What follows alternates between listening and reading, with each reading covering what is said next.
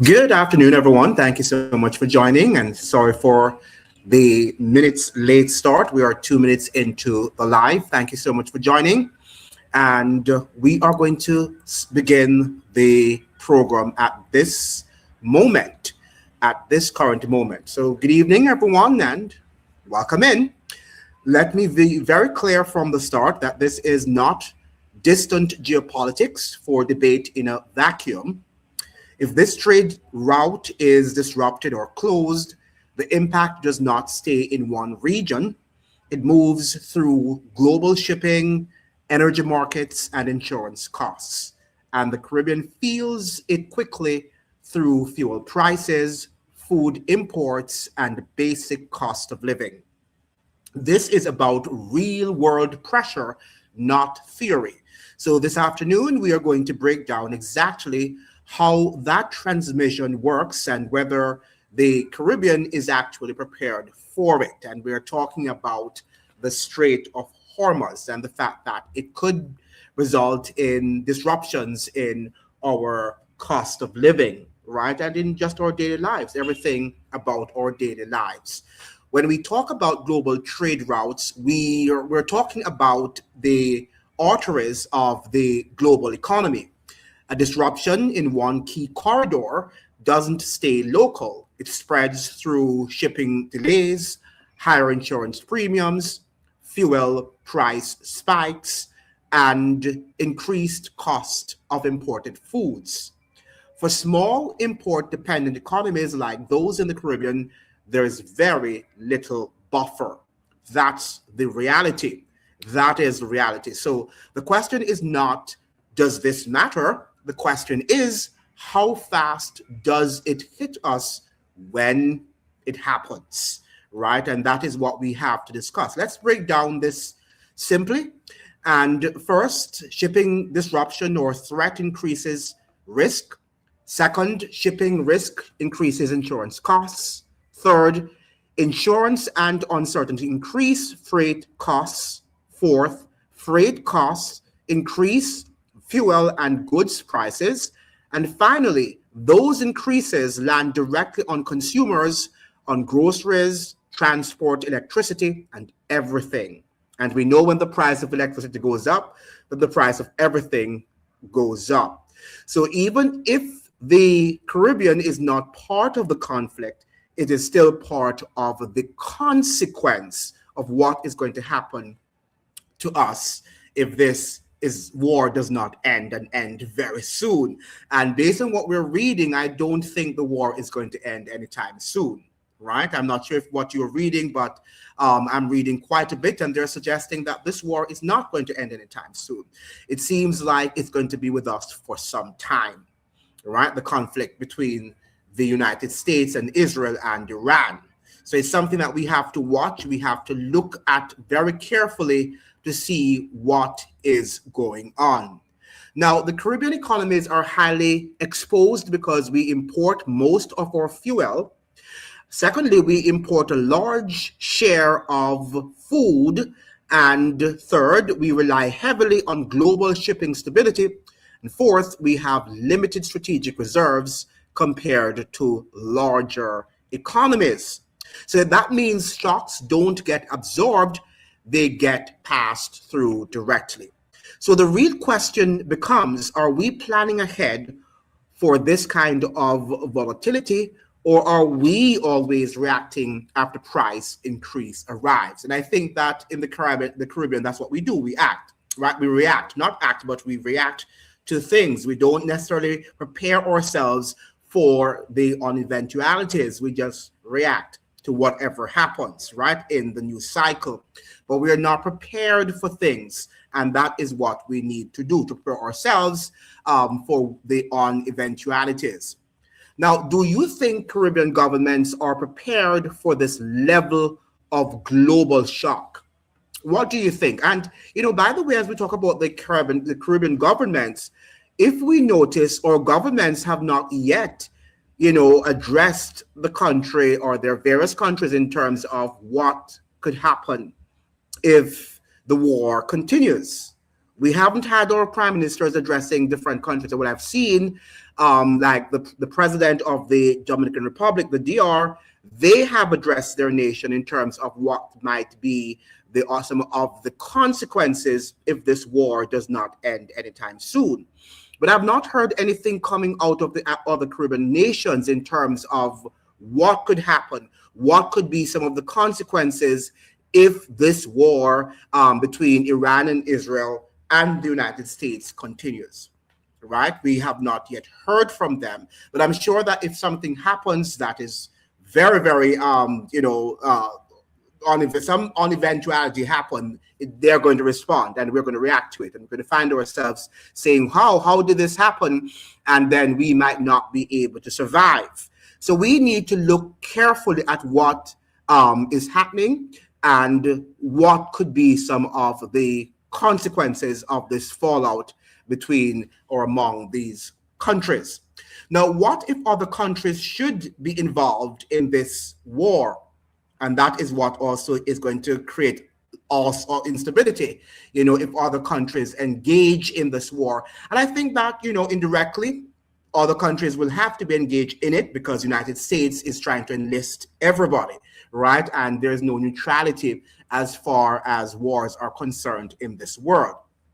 So I don't think our governments are responding to it as they should. They're not talking about it. And here in the Caribbean, we're finding every other thing to distract us, right? In terms of who is calling whom Jemet or whatever they're calling names, they're calling everybody name. And, and we're just dealing with the ordinary childish things that people deal with here every day in the Caribbean. But people are not really looking carefully at the global conflicts taking place and how that is going to affect our Caribbean territory. Now, this morning I was reading from the Trinidad newspaper that Trinidad is about, is thinking of decreasing its contributions to the to CARICOM, right? So that's something that is interesting. If they should remove, it seems to me that Trinidad wants to remove completely from CARICOM. They're not saying that out clearly, but it seems that that is a plan. That is what is on the agenda, because there's nothing that they do in CARICOM that really satisfies Trinidad right now. Everything they are criticizing. What is interesting, though, is that while Trinidad is criticizing CARICOM, and I'm sure there are lots of things to criticize about it, and there are lots of things that need to be improved upon in CARICOM, but they're not criticizing the United States, if you notice that, right? Mrs. Presley Bessessor and her administration are not critiquing and criticizing what Trump and what the Trump administration is doing around the world. Right? She said that she's in agreement 100% with what Trump is doing. She thinks that he's doing the right thing. But can we really say that President Trump is doing the right thing and that his administration is as flawless as she thinks it is? It is not, right? It is not. By the way, make sure you're liking the video and you're also sending the live, you're sharing the link. Since we are not getting the response from the algorithm, let's send out the thing so that the algorithm will be forced to send the live to as many people on the platform. But yeah, what we're saying here that Mrs. Presley Bessessor is suggesting that CARICOM has lots of flaws, and I think they're saying that the current Secretary General should not have been replaced, should not have been been voted in again into that position. And for that reason, they're threatening that they are going to now decrease funding for CARICOM. Now, what do you think is going to happen if Trinidad should leave? Is this going to be the end of CARICOM, as they say 1 from 10 is equal to naught? I think it was Eric Williams who said that. So do you think that this is now going to be the end of CARICOM amidst the war? And now remember now that these are the war efforts are what are leading now to the division in CARICOM or amongst the CARICOM nations because of the war. The war in Venezuela certainly was one, right? When Mrs. Kamala Presley Bessessor, openly attacked CARICOM, right? And what they were doing and their significance for the region. After the Shields of America meeting with Trump, we can see that Trinidad was also trying to form new relations, economic relations with other Caribbean and Latin American states, such as Mercosur, right, in the South American bloc, right? So it means that Trinidad seems to be wanting to move away from CARICOM to spread their wings, further away from CARICOM. Now, what will be the consequence? All of these are effects of the war, whether we like it or not. All of what we're talking about now are effects of war and how wars cause divisions, right? The wars that we're seeing now are creating divisions even among members of CARICOM, the CARICOM states. What does this bode for us as a region? Are we seeing the replay of a terrible Cold War in the region where maybe now, if we should be divided, we'll never come together to stand up for what we think we believe in? Now, could we have education or economy? Just about everything decay. The manufacturing industries, we trade with each other. Is that the end of this? We have to be looking at these things too, because what is happening in Trinidad and Trinidad's, decision now to retreat from CARICOM, because that is what is clearly the signal that she is sending CARICOM, right? That Trinidad is no longer interested in moving on with CARICOM. So I think, what do you think? I think that we are now at the verge, on the verge of a collapse, a total collapse of CARICOM. That is my opinion based on what I'm seeing and the developments that are happening in the news, from the war on Venezuela to currently the war on Iran. But today we're talking about the Strait of Hormuz, and we're saying how important that is. We understand that 20% of the oil comes through that region. It's something that we have to understand, and if 20% comes to that region, we know what it's going to happen if the war continues and is closed. Now, before we continue, I want to say this clearly. If you find value in this kind of analysis, breaking down global events and connecting them to Caribbean reality, this channel runs entirely on audience support. So if you are in a position to support the work financially, contributions help keep the research, production, and live streams going. There is no pressure, just transparency. If you want to support the channel, you can go through the available support options that you can see on my Cash App that I have on the screen, in the description, or on the chat.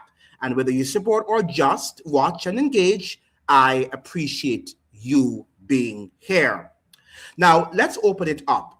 I want to hear from you. I want to hear your thoughts. What do you think is the biggest risk for the Caribbean in this kind of global shock? Fuel, food, or shipping costs? Now, I want to hear from where you are, where you're watching from, whether you're watching from Trinidad or you're watching from Barbados or you're watching from Jamaica. And what are you seeing? What do you think will be some of the consequences for this war in terms of the cost of living? Are you already seeing in your neck of the woods a difference in terms of the cost of living? Fuel, what about fuel? Are we seeing the cost of gas rising in our neck of the woods? Or are we seeing prices being stabilized? Please make sure you're also liking and you are sharing the stream with others so that we can have others joining in on the live chat. Okay, so make sure that you do that for us. Now, what are you seeing? Let me hear from you before I give you a history of the Strait of Hormuz. We're going to give a brief history on the Strait of Hormuz. What are you seeing in your neck of the woods? Let me know where you're calling, where you're watching from, and what are you witnessing in your neck of the woods? Please let me know.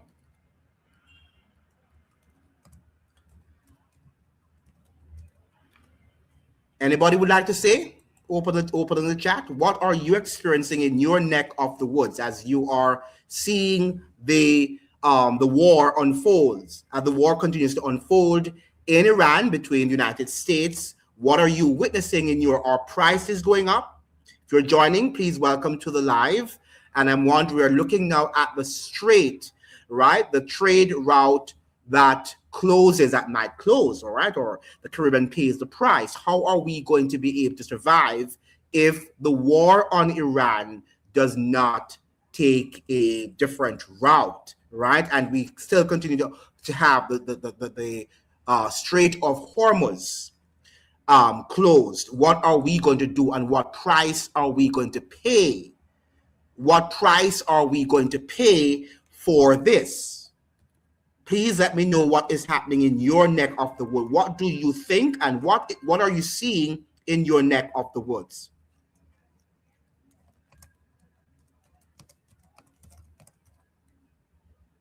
Anybody?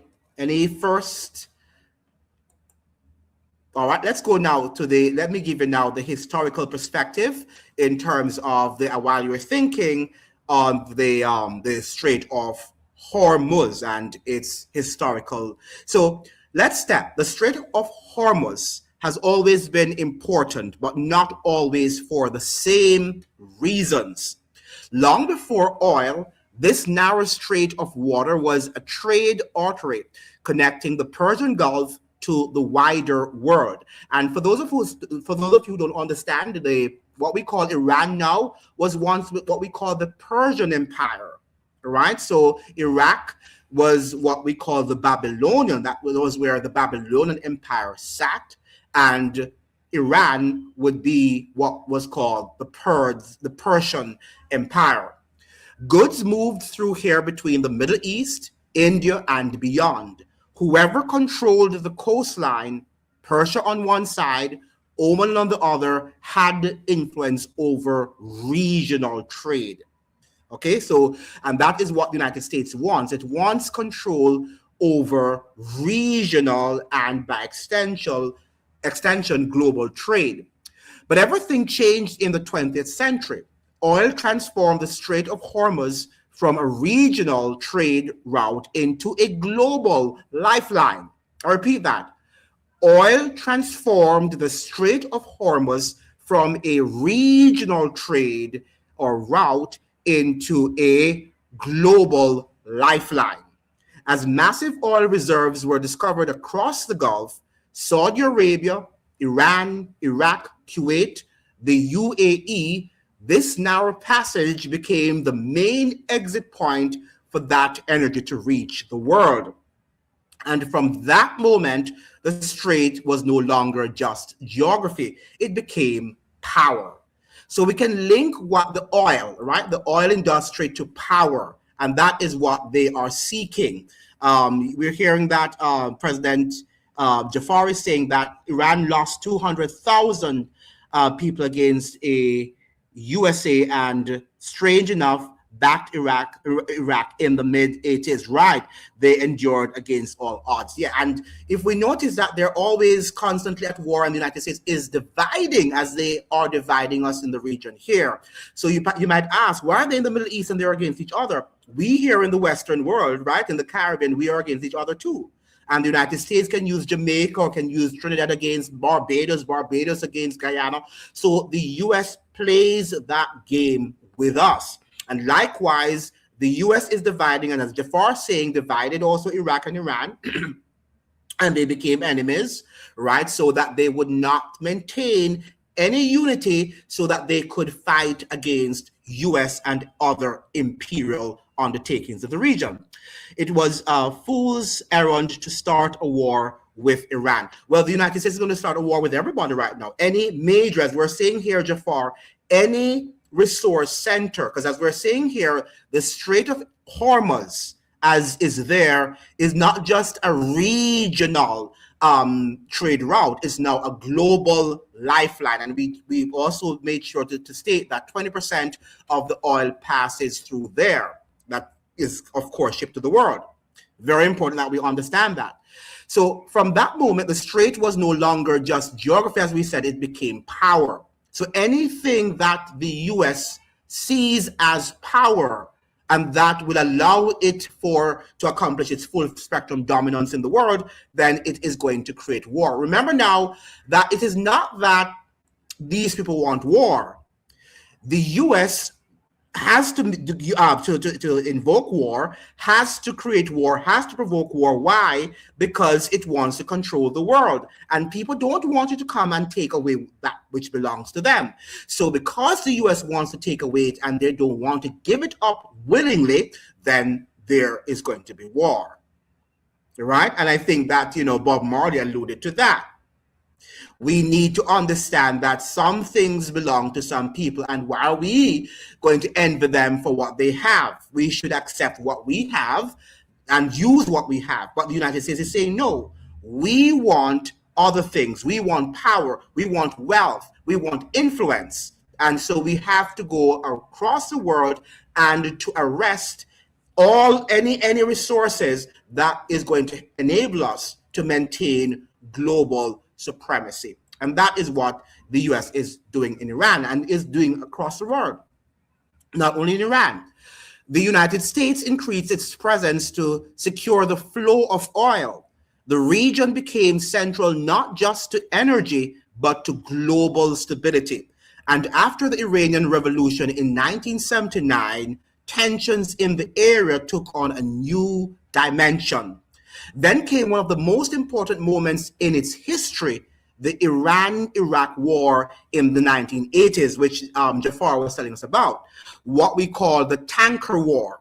Both sides became targeting oil tankers. Ships moving through the strait were attacked, insurance costs surged, global markets reached. Now, we must also understand that when Iraq was attacked, there were two things that were happening at the same time. The then president of Iraq, which was Saddam Hussein, said that he wanted to restore Iraq to its the days of glory when it was under the Babylonian power. He wanted to reestablish that power on earth. He did say that. Another thing, he also was seeking, just like Iran is doing, to remove the United States dollar and to adopt another currency, the euro. That is what Saddam Hussein wanted to do and was working energetically to defend and was going to do. And when the United States heard that, they took him out. Now that Iran also wants to join the BRICS of nations, right, and also to discontinue the use of the US dollar as the global reserve system, then is now that the United States is also going in and have attacked them. So we can see that there is a financial position as when the nations want one, they want the resources of the world. Another thing is when these nations, which have some amount of power, right? They're not as powerful as the United States is, but they have some amount of power and they can use these resources like oil to negotiate. The United States decides that it will attack and will allow them not to grow in power. And that is exactly what is happening here. And here's the key point. The strait wasn't closed, but it didn't need to be. Just the risk was enough to disrupt the system. The United States eventually intervened to protect shipping, showing just how critical that passage had become. Fast forward to the 2000s and beyond, and the Strait of Hormuz remains a pressure point. Iran has repeatedly threatened to close it. There have been sieges of tankers, drone incidents, naval confrontations. And it's not that Iran wants to close it, but they want the US and the Western Hemisphere to understand that they will not be controlled. And every time tensions rise, markets react. Because today, roughly 1/5 of the world's oil supply, that's 20%, moves through the narrow corridor. That's not a small number. That's the global economy's bloodstream. So when we talk about the Strait of Hormuz today, we're not just talking about a location on a map. We're talking about a global pressure valve. And here's the reality I want you to take from this. The Strait of Hormuz does not have to close to affect your life. It just has to become uncertain. And we know that a lot of times the oil market, the pricing of oil on the global stage has to do with what? The stock market and the prediction of what is happening. So all they have to do is to create global uncertainty, and then we can see the price of oil going up or going down. Sometimes when we hear the war is about to decrease, right? The efforts are now not, they're talking about peace, and we see the oil prices are going to go down. But in the Caribbean, we tend to see oil prices going up than down. And normally when they go down, business people don't like to decrease the cost of living. Right? When it goes up, they do. But even when they say it's going down, the cost of living still continues to rise. So we have to look closely at what is happening, and our prime ministers need to let us know what is happening and how they are going to defend ordinary people in this extraordinary time. Right? Now, here's the reality I want you to take from this. The Strait of Hormuz does not have to close to affect your life. I repeat that. The Strait of Hormuz does not have to close to affect your lives. It just has to become uncertain, which it is now. We're not certain what's going to happen. Because once uncertainty enters the system, prices move, costs rise, as we are seeing in some cases, and regions like the Caribbean, which depend heavily on imports, feel it fast. So this isn't distant history. This is a pattern. And the question is not if disruption matters. The question is, how prepared are we when it happens again? Right? How prepared are we when it happens again? Now, I should probably lead into the question, are we prepared? Do you think, in the chat, I want you to tell me, are we prepared for the uncertainty that looms in that era at the Strait of Hormuz? What do you think? Do you think we are prepared for the uncertainty that looms at that strait? Let me see some of your comments here.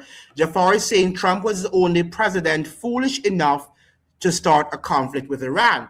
No, but remember now that this has been an ongoing war, Jafar. To be fair to him, he's the one who started it. Well, it's culminated with him. But they have been planning this since the 1990s.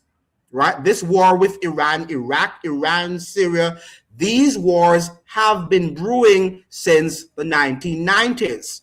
And there was this guy who was a Cold War warrior. He was somebody who was first on board with the United States global hegemonic power, that is Chalmers Johnson. And he said, after the collapse of the Soviet Union, he thought the United States would have now ended its military-industrial complex. But that was not the case. The United States continued even more so aggressively after the collapse of the Soviet Union because it wanted war. Now, there was a comment made by Joseph Biden, who was, president of the United States.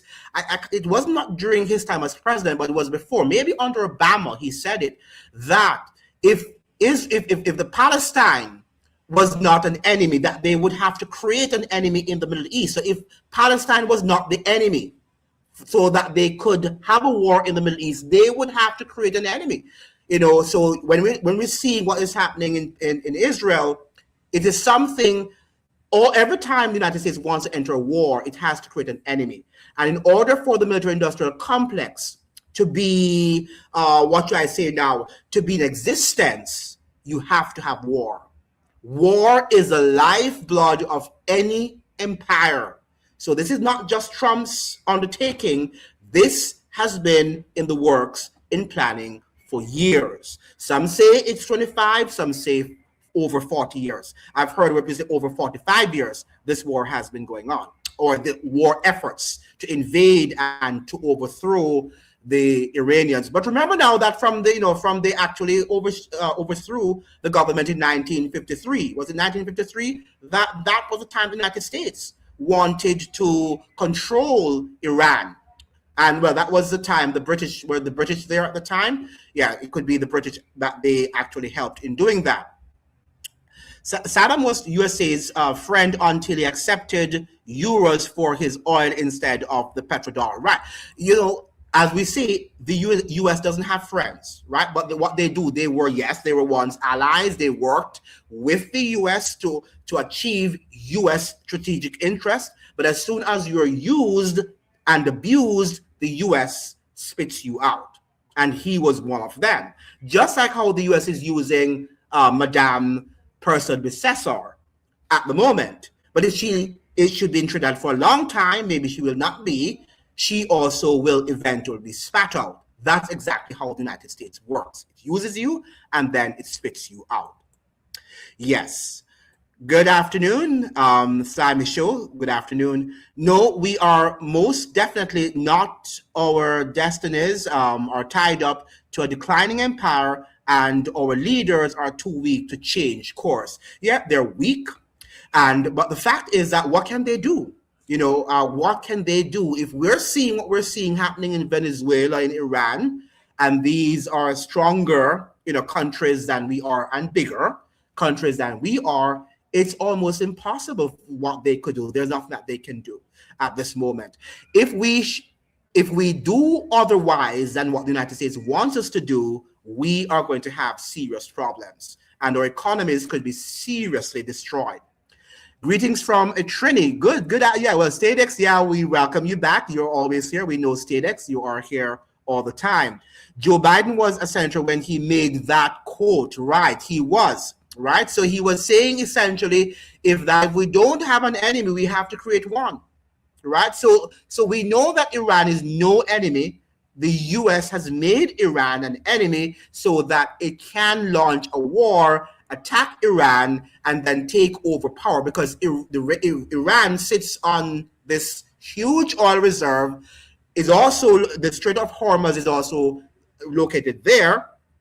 And as I said to you, 20% of the oil that comes to the global market has to go through that Strait of Hormuz. All right, so it's something that we have to understand. And anything that is blocking the United States from maintaining its hegemonic power will have to be removed.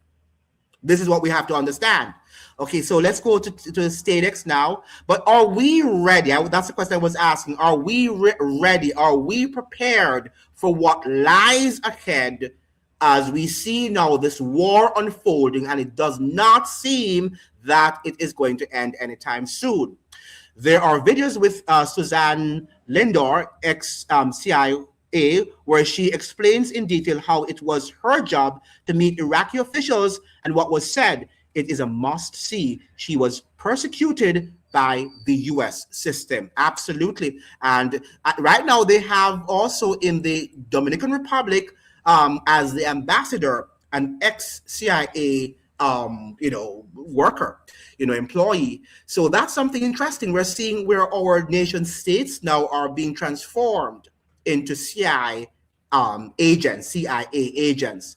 Kamala Person Besessor is a napkin in Rubio's chest pocket. She is. Napkins exist to be used up and thrown away. What a great metaphor. What a great metaphor. Absolutely, that's what she is. And unfortunately, it's one thing for her to be used and thrown away, but she's going to affect, the 1.3 million people who reside in Trinidad and Tobago. And that's a sad thing. It's one thing for her to be affected, because she can perhaps move on, as many of them have moved on. But it's another thing for the citizens of Trinidad and Tobago to be left in that sort of thing. Iran did say they will exhaust the U.S. military, and it's exactly what we are seeing. Yeah, they always do that, but the U.S. also is exhausting them, because remember now that it takes a lot of money to war to go to war. And the good thing with the US, they are going to meet it one of these days, is that they can print their money because as a result, we are the ones, by the way, we are the ones who are paying for the war. Do you know that? When we have to pay our debt and buy oil in US dollar, we are the ones who is giving the United States a free lunch. If the entire globe should come together and say that we are no longer going to use the US dollar as a reserve currency, then is when the United States is going to be defeated. Will we do that? As a globe, can we come together and say that we are no longer, if we decide that tomorrow, this is going to be the end of the US empire, right? People are not looking at it. It's not just the fighting, the being there and combating and they losing some soldiers here and there, but it's their ability to control the entire globe and the way how the economic infrastructure is built, is designed. The fact that we have to pay all our debt in US currency is something that we should, and buy our oil and gas in US dollars is something that gives them, that strengthens them, and that's why they're able to print money at their own, call and beckon, and they can do it without, hurting. Well, they're damaging the American people eventually. And if we decide, however, tomorrow to stop, using the US dollars as the global currency of the world, that's going to be the end of the US. Iran controlling Strait of Hormuz and Yemen controlling the Suez Canal by the Horn of Africa, the West will be economically strangled. Absolutely. And that is why they're battling these two countries, Yemen, and right now they are in Iran. Okay, the Iranians did not want the war because they know that any state, war is going to weaken your society, your economy, and eventually you are going to fall. The United States is not the only one fighting. Of course, they have Israel with them and they have other states there in the West. Even though you're hearing Britain and Germany and all these countries, they're having their talk against Trump and stuff, but eventually they will do what he wants them to do. Now we have, hey, Afro-Grenadian Ambassador, what's up? Yes, I see this is calling, all shouting out to Afro-Grenadian Ambassador. Yes, you're correct. And we have here Stephen Knight said, good day, good afternoon, and thank you so much for joining. Please share the live so that we can have this discussion shared with as many people on the platform. Trump is the US last hurrah. After him, they will go down hard and fast, and they will absolutely not go down quietly. It will be ugly. I hope that will be the case. Smart Caribbean people should have an exit plan. Now, we are watching because what we're seeing is not looking pretty. From the military perspective, they seem to be winning, because when you see that they went and they took over Venezuela, that was something that was not good. It did not send a good picture to the world. How can you go down to a country, an independent country, and just take out the president, like kidnap the president and his wife, and take him back to face trial under your jurisdiction, in your legal system, right? That was not a good picture. And then they went to Iran afterwards and, unalive the president and some other top officials. So what we're seeing now is not a pretty sight, and it's nowhere that we are winning. Because if we were winning, I think what should have happened is that what took place in Venezuela should never have happened. And the United Nations and all the countries that form that bloc, that make up that, that community, should have said no. But Trump was able to have maneuvered his way, and no respect for international law, and that's another thing. There is no international law. There's no respect now for international law. What Trump is doing now, Joseph Biden could not have done maybe 3-4 years ago, or Obama. They might have wanted to have done it, but they couldn't.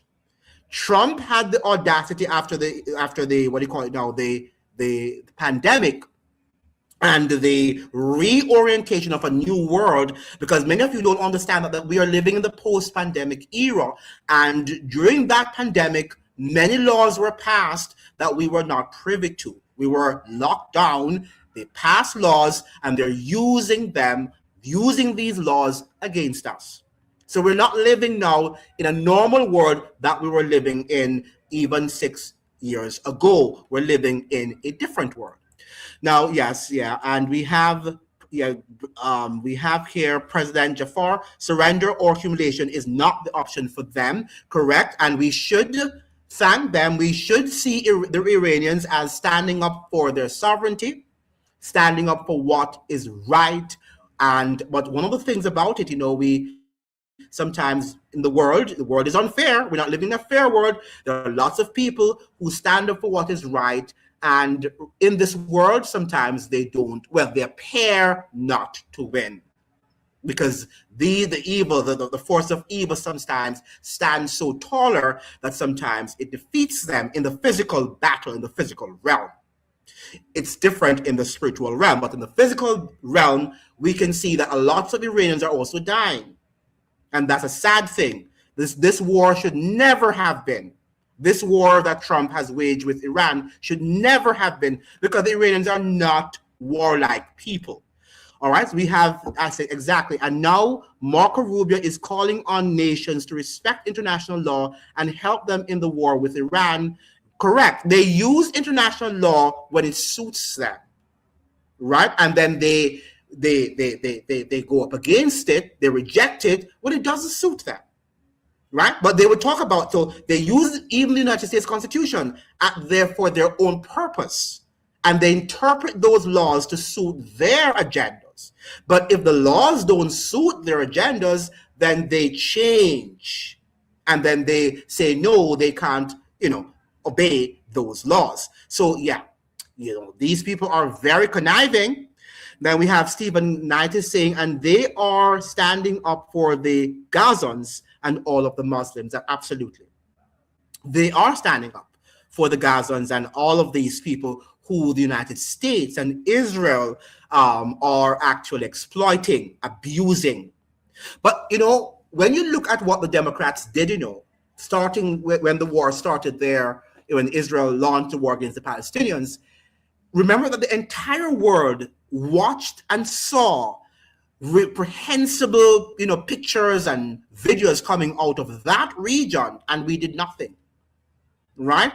Now, the fact that they could allow that to happen in Palestine, where would the United States not do? What will they not do if we sat there, which we did, and allowed such horrendous, things to have taken place in Gaza, right? So Gaza became now the example of the world, and we can say Haiti in our region.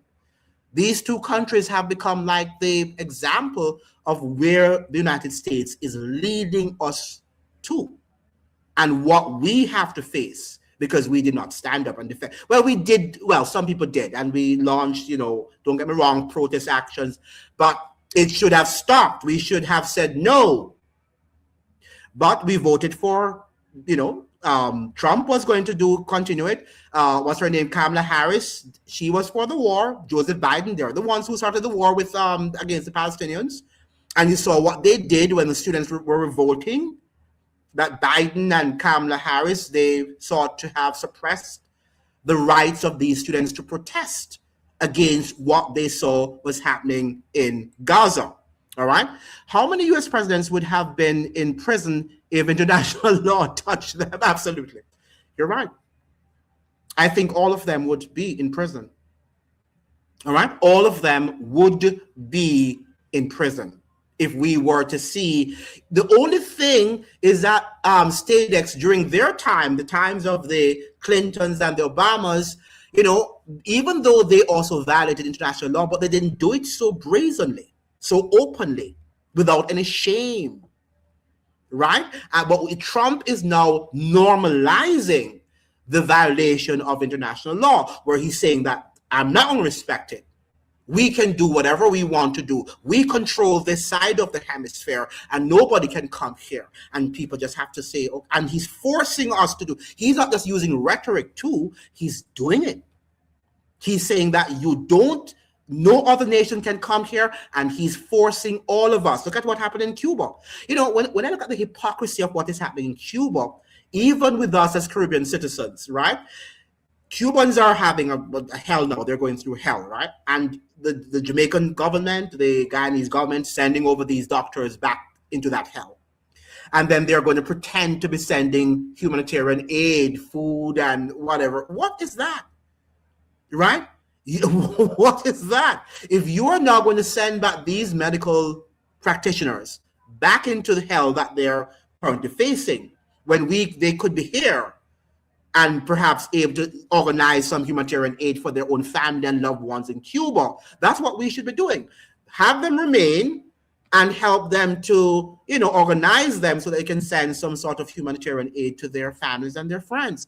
But that's not the case. And then we're pretending as if we're sending, we're nice and we're sending some food and some supplies to them. Every U.S. president since World War II has violated international law with no consequences. Absolutely. No consequences.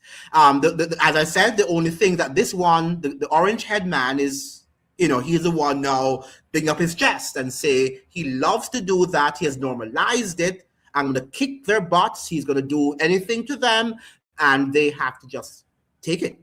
That's what he's saying. And he's forcing other people not to be neutral, but they must concur with the U.S. or they will face sanctions, or their presidents will be forced to leave, as we saw with Venezuela. So we're seeing a normalization. So yes, all U.S. presidents since World War II, all of you are correct, are guilty, but we have not seen. This one is the one who has now put his stamp on the violation of international law and of the United States Constitution too. Yeah, Obama violated a lot of international law, you're correct, but he was nice with it, right? He wasn't coming out and saying that he was openly doing it. He came, and for human rights and to promote democracy and freedom around the world, which is the same thing as what Trump is doing, as you're suggesting. But it was clothed in this sort of sanctimonious robe. But Trump is no longer doing that. So we have Obama was the drone bomber in chief, right? But was ignored because we liked Obama. It was interesting, President Jafar, that he, went to Jamaica too, and he used drones and on those people in West Kingston. And, I fast forward to 2015 when he went back to Jamaica, when he went to Jamaica for the first time, they had all this red carpet, right, for him after he had bombed them. Now, would they have taken, or if Trump had bombed Jamaica or any of the countries in the Caribbean, would they have welcomed him with a red carpet? They wouldn't have done that. And that is why we have to think as a region. The presidents of the United States are not our friends, and they know that. They don't want to be our friends. Okay? So we must understand and do what is principled, that which is right, and will move our people forward. But we're not living in a time where our leaders will stand up for what is right. Citizens say, I do not like the whole Islamic theocracy. Very good that you're pointing that thing in Iran, but there is a but. It is their country, and in their own country, they can do this. The overthrow of Mossadegh brought the Shah and the Shah, the Mullah. And you're correct. We might not be in agreement with everything that they do with a theocracy, but it's their country. And if the members of their country are living with it, and I understand that he was not as evil as we also. I'm not saying that he was a saint too, but based on what other people who have been there, they're saying that was quite a progressive government for the most part, and people were not necessarily. I'm not saying if you're a Christian, you probably would not be suppressed and attacked. I don't know. Okay, but the fact is that for the secular people, I understand that it was a fairly progressive society. And the Iranians are very sophisticated people. I don't think that they're warmongers and they were just, indiscriminately, killing their people. I don't think that what the U.S. is giving us and what Western media is giving us is entirely correct too. But I do agree that we should not. But, when you look at the South American countries, the Catholic countries, it's the same thing. They control the state. You're right? They control the state. and the state cannot act independently of the Catholic Church in many of these Catholic countries. So it's the same sort of theocracy in Colombia, in the Dominican Republic, in all these, Mexico, in all these Catholic countries. The church controls the state. Did you see the news about insider trading before a Trump speech that influenced the stock market? They always do that. The president, whatever he says and whatever these business people say, that is what influences the stock market. The stock market is not real. It's a Ponzi scheme. The stock market is a literal Ponzi scheme. If you want your mind absolutely blown out of your comfort zone, go search for after the live Ashton Forbes, Malaysia Airlines. Yeah, Obama did that, 239 passengers, including children. Yeah, Obama did some terrible things. You're right. Obama did some terrible things that only God is going to be able to forgive him. Now we have Stephen Knight. That is a sovereign country, and they have the right, you're correct, to rule it. However, they want. Don't forget the rhetoric that we hear come from the State Department. Correct. We have to be careful of what we get from the State Department, from the Washington Post, from the New York Times, because they tell us what we want to hear and what makes the U.S. and the West look like they are saints, and these people are evil bastards. And they're just not all evil bastards. Iran has the most female, that's what I heard, lecturers, scientists, right, and teachers in the world as compared to the West, despite Western propaganda. Right. There was a lady, I think she was Australian, who did an interview with Redacted, with Clayton on Redacted, and she was there just before the war took place, and she said she was shocked, coming from Australia, at the level of progress of women in that country, in Iran. She was not, and the way how they dressed was not the typical dress code that we hear, the sort of stereotypical understanding of how Muslim women dress. She said that she did not see that as, widespread and ubiquitous as we think it is. She saw a very progressive society. And as you're saying, Jafar, lots of women scientists, and she herself is a scientist, and she went to a conference where many Iranian women participated and were very actively involved in the conference. So that is another perspective that we have to look at. I know myself says that the Caribbean shot itself in the foot, capitulating to Trump. Yes, we have. But do we have a choice? How are we going to be able to withstand the United States military-industrial complex? Because it's not only Trump, as we said, it is a system that is designed to strangle us, not only militarily, but economically. I shouldn't say most of us. Some of us are with the IMF, right? I know Barbados is, and Jamaica is, okay, with the IMF, and it's a part of the system. It's a part of the war machine. It's a part of the control mechanism. So how do we extricate ourselves out of this sort of predicament? Is something that is going to be a challenge, might I say. Stadex says that the British and the US destroyed Iranian democracy because Mossadegh wanted the Iranian oil wells to benefit absolutely his people. Will Guyana face a similar scenario one day when a future leader tries the same? You're correct. I was watching a film. Well, it's not everything you can believe on TikTok, but I saw where you have the distinctive. I don't know if any of you have seen it.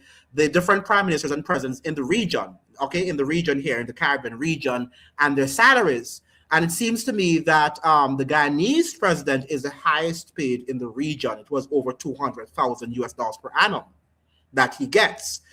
So you understand that they pay him lots of money to secure the interests of these private oligarchs. They're being paid, and that is what we have to understand. And they've been given lots of gifts and other things, so that, but you're right, Stadex, what if one day you should have a progressive president of Guyana who will challenge the status quo and say, no, the oil money should be in the hands of the citizens. But, maybe that won't happen too, because right now it's already in the hands of private enterprise. I am sure that the contracts that they have made these contracts so tight that it is going to be in the interest of these oligarchs and that it will not be given to the government. So even though the oil is there in Guyana, it doesn't belong to them. I'm sure the contract is very clear that the oil belongs to these, energy companies. That is my philosophy. I could be, and I hope that I'm wrong. I know myself says, what stance will the Caribbean take when the U.S. turns? Let me get. I thought of. Sorry about that. When the U.S. turns its attention back to Venezuela, will we allow ourselves to be the Ukraine in that exchange? I think that Venezuela is already captured. I don't see Venezuela going back into the hands of the people. I hope it does, but I doubt it will. I doubt it will. They're tightening up things so much right now that the US is not going to make the same mistakes that they made, like, let's say 5 years ago or 10 years ago. Who would have thought, I know myself, who would have thought that the US would have invaded a country and not killed hundreds and thousands of people? It was just a seamless effort. Just go inside, capture the president and his wife, and bring him to the United States. And it was like not thousands of people dying. Trump did that, right? How did he do that? I don't know. Some people are saying that, there are lots of betrayal. So are they changing their military strategy from back in the days? Something is sort of bizarre, and we've got to study these things, but it's not business as usual. And they are improving, they are refining their evil system. And we've got to refine our strategy in terms of how are we going to hit back, because it can't be what we did in 1980s or what we did in 1990s. It has to be the 21st century, because they have changed. Something in Washington, D.C. and the military strategies have changed. And we've got to refine our strategies likewise. So we have Statex is saying, but that was a very good point, I know myself. Status is saying, yeah, the US has the most sophisticated spy systems in the whole world, and we all use their apps, absolutely, and the websites daily. It is easy for them to catch a corrupt Caribbean leader in something and use it. And I like this point. You know why? We know our politicians are corrupt, right? Because politics is corrupt, whether we like it or not. If you go inside, if I go inside, there's just temptations, many temptations to be corrupt. We all want money. We all want to give our sister or brother or uncle a job, or give them some contact with somebody. And sometimes it's not that you are corrupt by nature, but you did something that has the perception of corruption, right?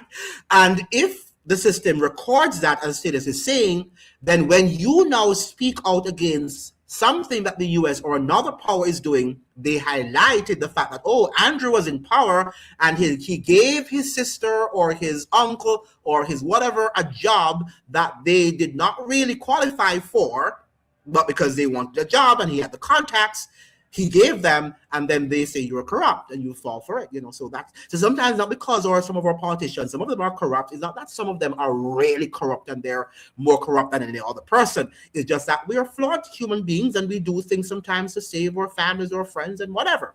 And when we do that, when the light now is placed on us, then is when they say, you don't do what I say you are to do, we are going to remind the public that you did that. And then it could be to your fault. And they, of course, do put their exaggerated version of what you did, and the media is going to be there and saying you're wicked, you're evil.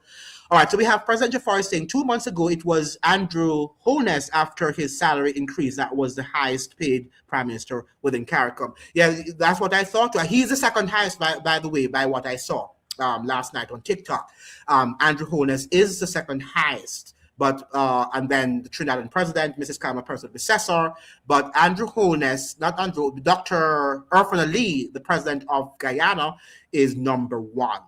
Again, I don't know if it's true, because a lot of what you see on TikTok, some of it can be also made up things, but it looks believable. I know myself says it would be interesting to explore and interested to get your views on whether the Cubans should take a position similar to Canada. Is it Cuban you are saying here? CBN or CBN? What is CBN?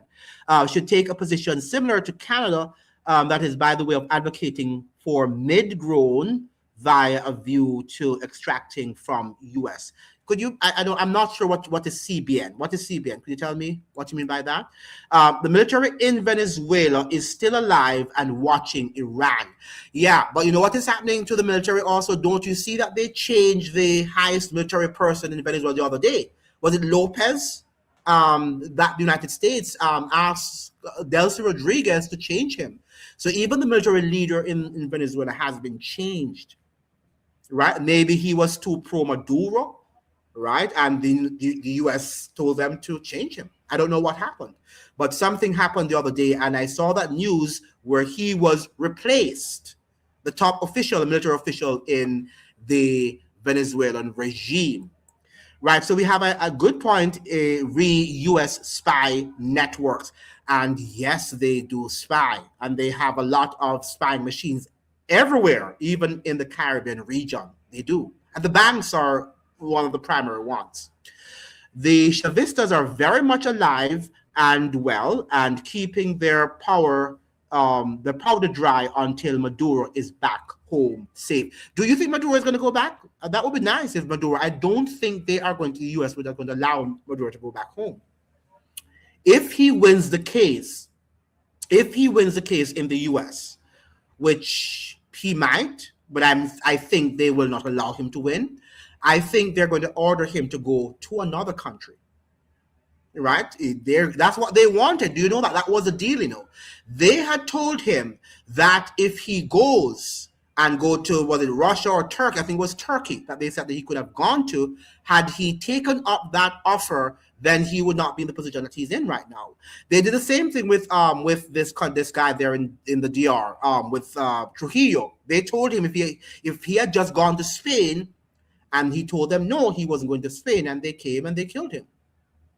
Right? But in Maduro's case, they didn't unalive him, they kidnapped him and his wife. So if he should win the case in the US, I believe that he will be taken to another country. I don't think they will send him back to Venezuela. Yeah. Oh, Caribbean. Oh, you're saying the Caribbean. Okay. So let me go back. I know myself and see. So the Caribbean should take a position similar to Canada, that is by the way of advocating for mid-grown via a view to extracting from US. I'm still not sure what you're extracting, what oil. That's a good point. Yeah. So let's go to Jafar, and you were saying that. Yeah, so the military is still, status is saying, you are a member of parliament, a gov official, a major businessman, you are in a foreign country on business. In the hotel, a woman drops her phone and you pick it up and she joins your correct. And look at what they're doing now as you talk about StateX, you talk about that. Look at what they're doing now with AI. I am afraid of AI. What if they can use your picture, your photo, whatever, and it appears that you are the person involved with a woman, right, in a hotel, when you are not? The same voice, the same body, the same face, right? So these are things we have to be careful. The AI thing is a dangerous precedence we're setting now in the world, where you can be seen, voice, intonations, your facial expressions can be copied, and people will think that it is you when it's not you. Right. Caribbean, right. Okay. Now we have maybe the change of the military head was to attract investment, but the militia is the stone in the US's shoe. I got what you're saying. Yeah, you're right. It could be that. It could have been a strategic move. You're correct. They will try to do him like Bertrand Aristide and exile him from Venezuela. Absolutely. I like this, Jafar, that is like what they did to, what's his name? Aristide. They told Aristide. Remember that Aristide, when they were sending him to Africa, Central Africa, that Jamaica said that he could have gone there to stay. And the US, well, at least temporarily, right? And the US did not. I think he went there for a few days, and the US said, no, he has to go, or Jamaica would have faced serious sanctions. So we can see that from the early 2000s, the United States after 9/11 was acting like a dragon. The United States of America has been acting after 9/11 as a dragon.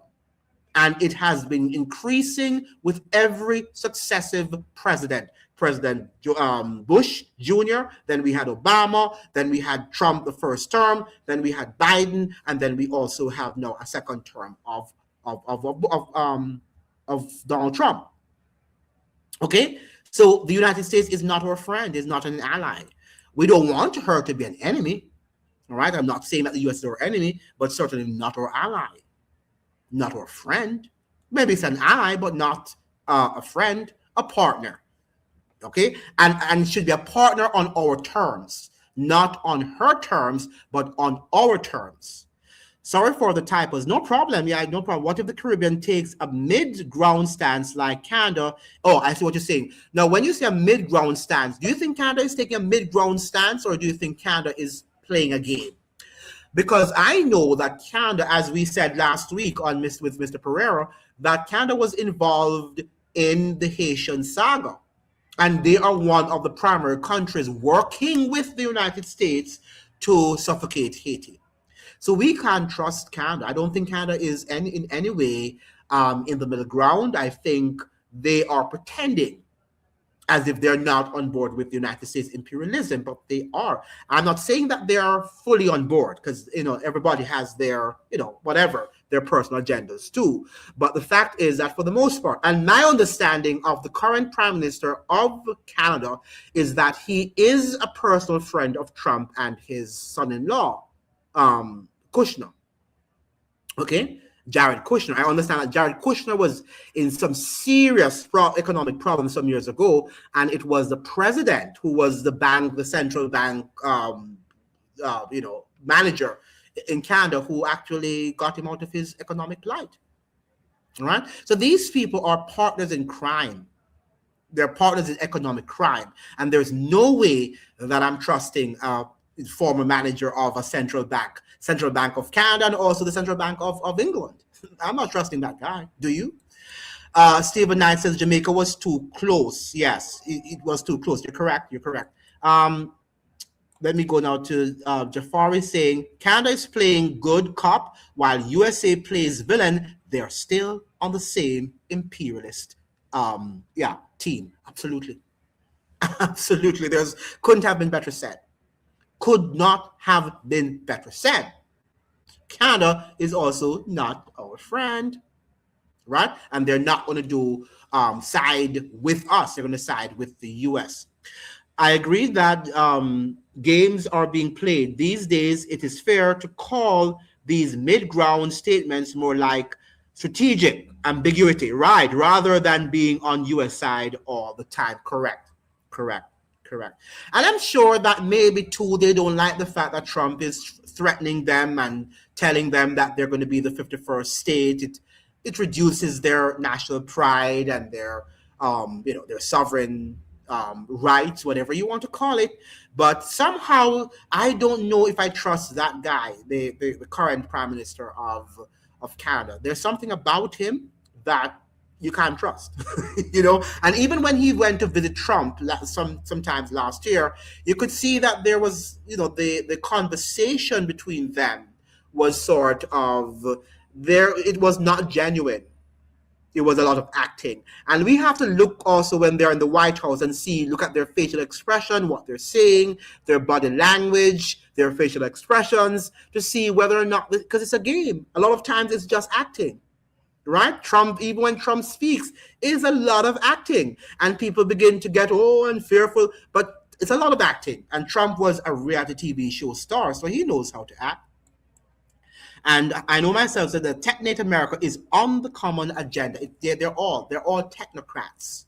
They're all technocrats, and by saying technocrats, they are there to use the state as a corporation to secure their own wealth. And that's exactly what Trump is doing, right? Trump does not care about these wars. He would have preferred not to have wars. The only thing he likes wars for is that wars make him look like a king. And if the military can go and defeat a nation and come back and he says, well, I was the one who sent the military there and they won. Yeah, it makes him look good, right? But the fact of the matter is that he just wants money. Trump is just in this thing for money and power, for influence, to know that I am the president of the United States. I am the one who signed that into law and other countries had to obey. Now, did you see the news reports about exorbitant lawyers' fees having to be paid out by the TTAG office? No, I didn't see that one. And that feeding frenzy, but no money for the potholes. Yeah, that's what is happening in the United States. That is what, and everywhere. But that is what is happening in the United States. Wars over fixing the immediate problems, the basic problems of US and their complaints, right?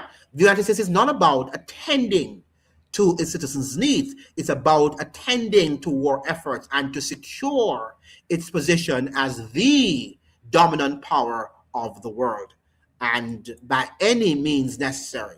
And that is so true. No, you can't trust him if you do your research on his family background. They have very close family ties. Yeah, they do. And the elites of Canada and the elites of America have very close. We must understand that they were one. They were one. The only thing is that one was pro the British monarchy and the other one was pro independence. Right? But when you look at the history of Canada and the United States, they are one people. And we can say the same for the elites, more so for the elites, right? So we have to be careful what we see in Canada and what we see in the United States. And certainly, if they did what they did and have been doing to Haiti, they will do the same thing to you and to me. Still, no Caribbean wide ferry service by 2090, maybe. I don't think there will ever be, because right now we're saying that, for those of you who are just joining, that Mrs. Person Becessor is now saying that she is about to withdraw a huge amount of funding from CARICOM because she is not in agreement with the fact that the Secretary General of CARICOM has been voted for again, and she has been, put into place. She's now going to be functioning another tenure in that position. So she's now threatening CARICOM that she's going to remove a significant amount of funding from CARICOM. So with that said, I don't even know if CARICOM is viable. After this year, I don't know what is going to be up with us. What do you think? Do you think CARICOM is going to be alive at the end of this year? Or do you think we will have to say 1 from 10 means or is equal to 0, right? Is equal naught, gives you naught. Is that what we have to say? Because right now, CARICOM does not look good. And there are lots of divisive talks. And I don't think Trinidad wants to remain in CARICOM. I think Trinidad is secretly trying to remove herself. And very soon, I think we're going to wake up one morning where Mrs. Kyla Person Becessor is going to say she has officially removed Trinidad and Tobago from CARICOM. So the ferry is not going to be. Right? The ferry is not going to be, unless the United States decides to do that, or through tourism, tourist sort of venture, maybe. If they make money, we can move from one place to the next. Tourists can move from Jamaica to Trinidad to whatever, to Guyana and all that stuff. But as a community, I don't think we are going to be in any time unifying and having a boat, a ferry. Do you think the U.S. wants to own Trinidad and Tobago or some other Caribbean country? I think they own us already. I think we are, military outposts of the United States empire. However, because we are economically and politically, we were tied to the British and we have some different practices, the U.S. guards how it deals with us. At the same time, it controls us because it controls who we can do business with, and then we use its dollar. We are indebted for the most part. Our economic system relies on U.S. system. So I think that we're just unofficially a part of the U.S. empire, have always been since the British gave us up. Yeah, that's my humble response. The agreements Guyana and Trinidad made with Trump was the death nail in CARICOM. Yes. I mean, have the agreements been exposed? I don't know if all the agreements have been exposed. We don't know. But I think that based on what I saw from it, as you're saying, President Jafar, I think that Trinidad is 95% sure that they're leaving CARICOM. Everything that CARICOM does, Mrs. Kamala Person Besessor has a problem. She critiques, she criticizes. And that is just like when you're in a relationship with your husband or your wife and you don't like her anymore, you don't like him anymore, right? Then everything that partner does, even if it's not that, hurtful, whatever, you're going to find a problem with it. Right? If he gets up too early, you're going to find a problem. If he gets up too late, you're going to find a problem, right? So that is what Mrs. Carol Person is doing right now. Everything that CARICOM does, she's saying, and I'm not saying here, don't get me wrong now, that CARICOM does not have some grave flaws and they have some situations that they have to change. She's right on some of the things that she has said about CARICOM. But can she, with an open conscience, and if she's fair, she has aligned herself with Trump. And Trump is not doing anything right now that shows to me that he's any person of any moral standing or bearing. He's not. But yet, so why is she now trying to kill CARICOM with her mouth verbally while she's supporting Trump? That is something that I find to be exceptionally hypocritical. But that's me. Guyana and Trinidad cannot have their cake and eat it too, right? You cannot serve two masters. But you know what they're saying to Jafar? The Prime Minister of Jamaica says that, they should be, any country in the Caribbean, he said, any country in CARICOM should be willing to side with who they want to side and to trade and to align themselves with who they want to align themselves with. And Andrew Holness has to also understand that we cannot have our cake and eat it at the same time. It's almost like I want to be your friend, and then I know that you have your friend with an enemy of mine, a bitter enemy of mine. It can't be, because somebody's going to betray, somebody, and you just cannot have that relationship. That's what it is. Status is saying Africans for sale, but Indians already bought and paid for by the US. The result speaks for itself. Absolutely. An Afro-Grenadian ambassador is saying, I think CARICOM at this point is a body of people with a name that's just about it. Right. I predict Trinidad will exit CARICOM. They will. Yeah, you're correct. And you're correct, Ambassador. You are correct. They are going to, there's the writings on the wall. Everything. I mean, there's nothing that CARICOM does that Mrs. Carla Persad Besessor is not criticizing. Nothing. I don't think they can do anything right. First of all, they're sending, CARICOM sending, even though I think it's, it is hypocritical because they decided to, well, not all of them, Jamaica and Guyana decided to send back the doctors. What about Grenada? Have they sent back their doctors too? I know that the Grenada was saying they're not going to do it, but I don't know if they have done it. Send back their doctors and nurses to Cuba.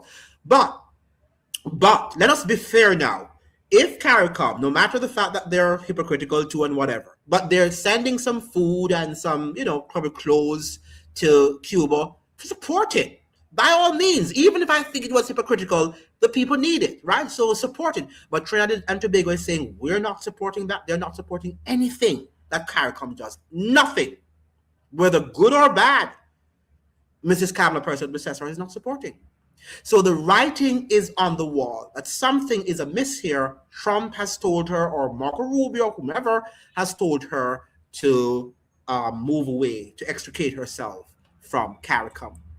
Kamala wants proximity to whiteness, aka the United States. Obviously, she does. Something is not right. Something is just not right with what she is doing. Saying there are more black and brown skinned people who speak English than British people. True. More French speaking Africans than white French speaking, right? More Spanish speakers in Latin America than in Spain, etc. Well said. Well said. But guess what? It's not the language that gives you power, it's the economics. right? So even if there are few, just like in the Caribbean, right, we all are predominantly black and brown people for the most part, but the whites are the ones, the Europeans are the ones who still have the power, right? When you go to Jamaica or you go to Barbados or any of these countries, right, the power elites are still very, light skinned whites, right? So that's what it is. Money runs the show, and the family to whom you are linked. Without Kamala, CARICOM will be much better. I'm wondering if that's true. I'm wondering if, because she's not the only one who is, supporting some of these policies.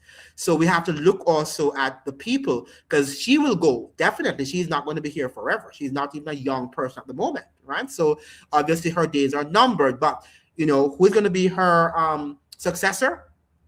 Will they behave like her, the Sean Sobers and others of her success, or are they just spitting out what she's saying? Only time will tell. Barbados is forming their own alliances and free movement agreements with Belize, St. Vincent, Dominica, smaller islands just need to build up and forget the bigger islands. We hope that that is true, because she was also on board with U.S. imperialism in Haiti, and Dr. Andrew Holness and Dr. Irfan Ali of Guyana. So I don't know who to trust. I don't know. And even the guy there, the former prime minister of St. Vincent and the Grenadines, he was also on board with U.S. imperialism in Haiti. That was the time I knew that that man there what's his name? Dr. In St. Vincent and the Grenadines, the former prime minister. I knew at the time that he was not what he was presenting himself to be. Before, I thought he was genuine in terms of standing up to U.S. imperialism or any form of imperialism, right? But when I saw what he was doing in Kingston, right, with Haiti, with regard to Haiti, I realized that he is not on our side. He's not on board with us. But they play the game too. They play the game, and when the Democrats get into power, he does whatever the United States empire wants him to do. Okay. Africa is saying yes, Grenada has ended the program, right? Has ended the agreement they had with Cuba since 2023. We only recently knew about. Wow. So you're saying, Afro-Grenadian ambassador, that they ended the program in 2023 and you only found about it, you only knew about it recently. So it seems the pressure from Washington was on when it comes to the doctors for quite a long time. Do you hear what he's saying? Do you see what he's saying? And 2023 was under what? The Biden administration? And we like to say Trump. This was under the Biden administration, not under Trump.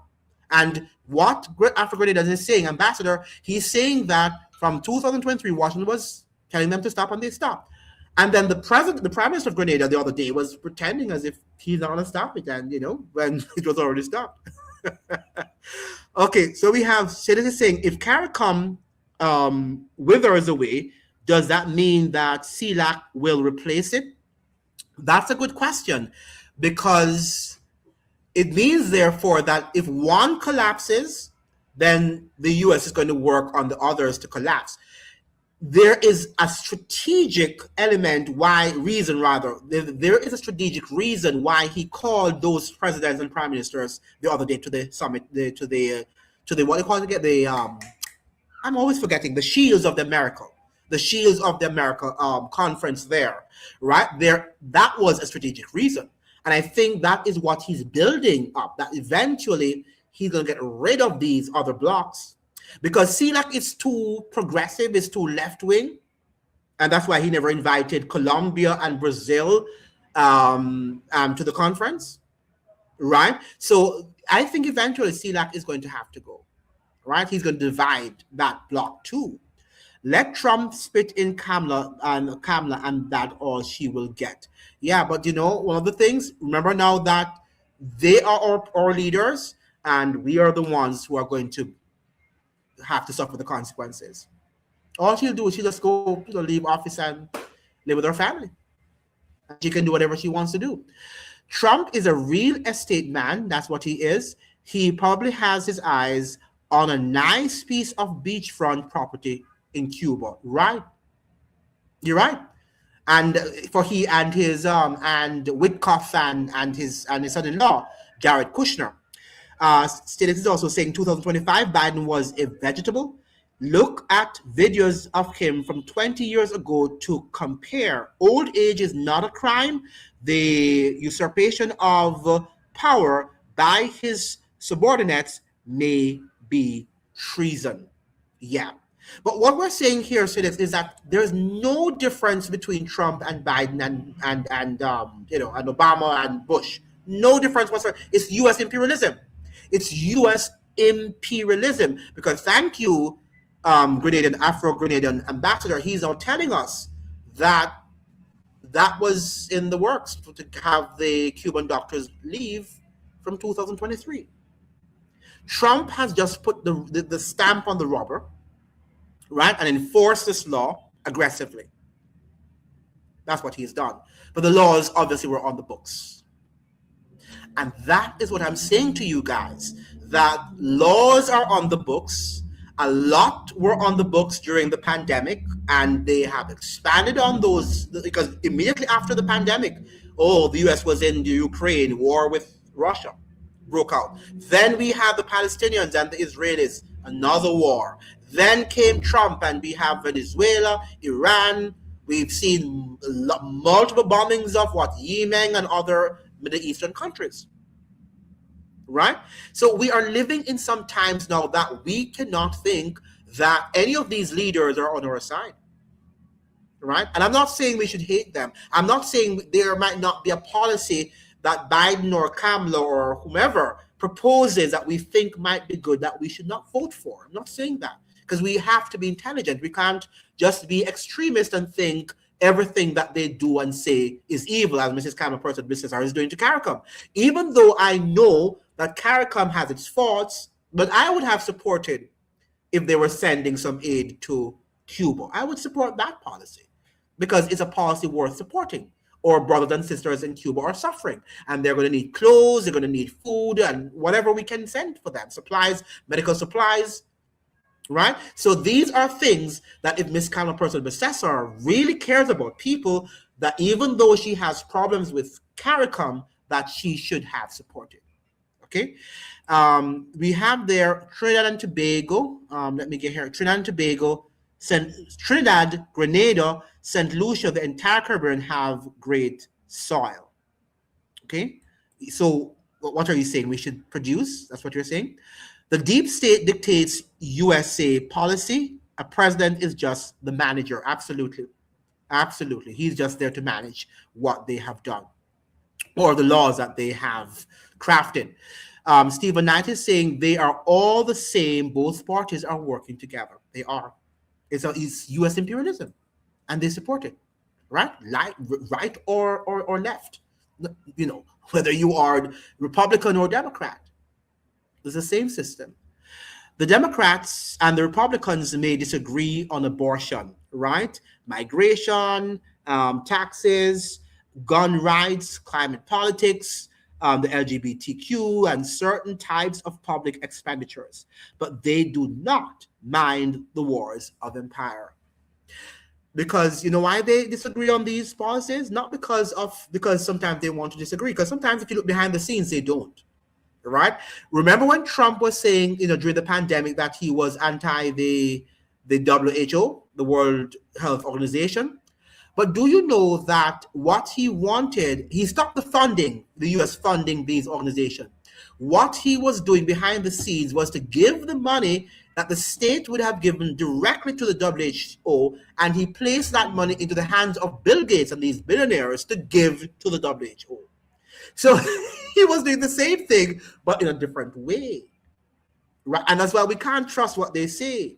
We can't say that they're standing up for any, principled, moral value when they say that they are pro-abortion or anti-abortion. They're just doing it politically to divide us so that they can conquer us, and that we will not be able to look at the system, at what they're doing, because we're so much distracted and obsessed with abortion and migration and all of the LGBTQ agenda, all of that stuff.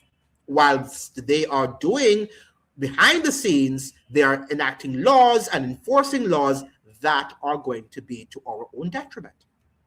So yes, so yes, so yes, they are the same, and we must be mindful of that all the time, right? We must be mindful. Let's go back now to the war on Iran, because that's what we were looking at when we started.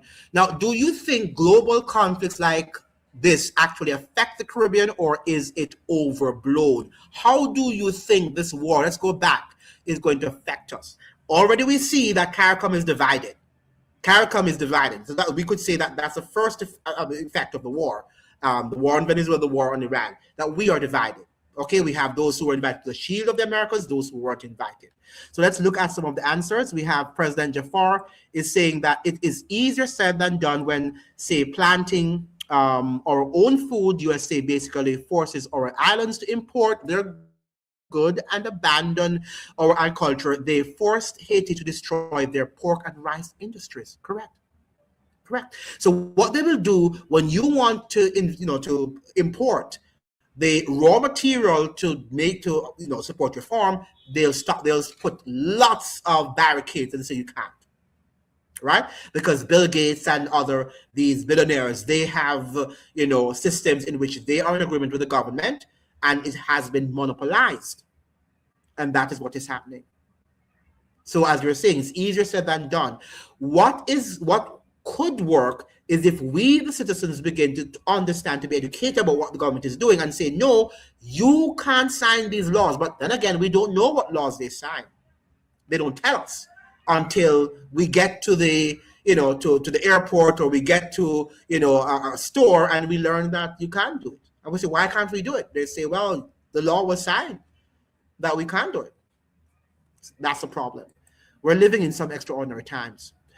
Good program, interesting comments, support by liking and sharing. Thank you so much. And those of you who can also contribute financially to my Cash App, there are projects I'm working on to keep the program alive. Make your contribution to the Cash App right there in the description. Now we have Trump has more problems than the Caribbean. Iran is about to activate the sleeper cells. Yeah, I'm sure he has to go to his bed with a lot of headaches. And that's what they do, all presidents during wartime, because they're warmongers, right? They are essentially warmongers. If you and I are going to be president of the United States, you have to be a warmonger. So it's a part of the job, and I don't think that it's stressful, but they're not stressing, over it, if you know what I mean, right? Because they know it comes with the territory, right? To be president of the United States comes with unaliving people, right? And hundreds of thousands of people. President Jafar is saying, or they force you to import Monsanto seed. Exactly. And there was a video done with a lady from the Ukraine in Jamaica. She lives in Jamaica, and she went to a farmer who actually does, plants organic food, right? And he was saying that the government does not allow him to import organic seeds into Jamaica. Right? the government has a ban. The government of Jamaica has a ban on importing anything organic in the country. It has to be approved by any of these corporations, these like the WHO and all these, political corporations. There are natural things we can use to fertilize our crops. Absolutely. I don't think what we're using to fertilize our crops are helping us and helping the soil. It's destroying the soil too. Yes, there are, and I agree with you. Status is saying automation, AI, and robotics will cost many people their jobs. And this is something we have to talk about on another live. This is something we have to talk about on another live, because it's going to affect us, already affecting us. And I don't see us in the Caribbean saying anything much about it. Already there, even teachers are going to be replaced by AI, right? Because already they can teach you language. They can teach you, the AI can teach you math, and they will go step by step. I'm sure there are certain things it might not yet be refined to do, but they're going to use it to save money, right? Will a universal basic income become a necessity for survival as a result of that? And I want to have, let us look at that for a different live status, and maybe we can do that maybe the next live with the AI thing, because that's a very, so let's move on to another question, because that is another program in and of itself. Stephen Knight is saying, look at the amount of atrocities committed during the Clinton administration. All of these people are hypocrites. Yeah, when I read about the Clinton administration, I mean, it is just mind-boggling what he did, right? And he and his wife, they're not nice people, right? And people would think that they're nice people, but they're just not nice people. The Clintons were just not nice people. Okay, so we have the StateX is saying here. Yeah, so StateX, I'm going to take up the AI thing on another live, because that is a program by itself, in and of itself. I read about this yesterday. The Monsanto name is dead. Monsanto is now a wholly owned subsidiary of Bayer AG. Did you know that? All their products run under Bayer now. Bayer paid $66 billion for Monsanto. You see what I'm saying? The consolidation of power. They're all merging, and somebody's buying out this, and at the end of the day, they're all behind the same agenda. It's a web within a web, right? And we are not a part of the conversation. And then we get sick, and then they provide us with their chemicals to destroy our bodies, and it goes on. Yes, status to say, Afro-Grenadian ambassador, tell me what seeds that you want, and I will send you some when I get a chance. I'm in Zurich, and GMO is banned here. Good, good. I'm happy that they banned those. How long will it last? And that's why status, you have to be planting up more, right? Because you don't know how long that law will last for, right? But we're living now in some interesting times. What are we going to do now with how is the war in the Strait of Hormuz and in Iran by extension? How is that going to affect us? Are you being affected in your different part of the world, whether you're in Zurich, whether you are in Grenada, in Jamaica, in Barbados, in Trinidad Tobago, in Jamaica? Are you being impacted by the war? Can you see the prices of things going up? Please let me know in the chat, because that is important. Now, if fuel prices jump again, how will that affect our respective islands, differently? How is that going to affect our islands? Well, some people are saying that it might help Trinidad and Tobago and Guyana, because they have oil there. That might help to generate more profits, but profits for whom? Will the profits go into the pockets of the ordinary people, or will it be go into the pockets of the oligarchs? We have monopolies, consortiums, and super corporations rule the world. Yes, all non-human entities. Absolutely, that's what rule the world. And we've got to understand that. And everything is corporate, or states are corporate. Right? They have become corporate states. They're technates, and we're these technocrats control, and they make money. So when the IMF lends you a loan, this not that they want you to become a powerful economy, a stronger economy. They're literally enslaving you and your children and making a profit, huge profits from the interest that they charge you. That is what they're doing. And they leave your economies wrecked, because they're parasites. They are literally parasites feeding on you, right? And we think for all these years we have not been having. Yes, people have published things and for academic purposes, but we have not really explained to the man on the ground that the IMF and these organizations and these monopolies don't really benefit us. And when are we going to stand up? I don't think we are going to stand up ever.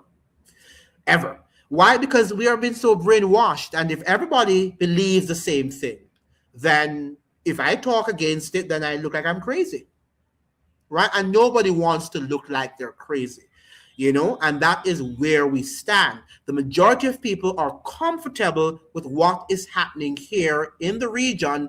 They're just looking at their prime ministers and personalities, Mrs. Carmen Person Processor, Dr. Andrew Holness, and they're looking who their opponents are. and saying, well, Mrs. Person, Mrs. is better than Manning, or Manning is better than whomever, right? And that is not our Keith Rowley, and that is not how we should be talking. It's not about personalities. We should be critiquing the system. And the system is designed to exploit us. There is no other way to describe it. Okay?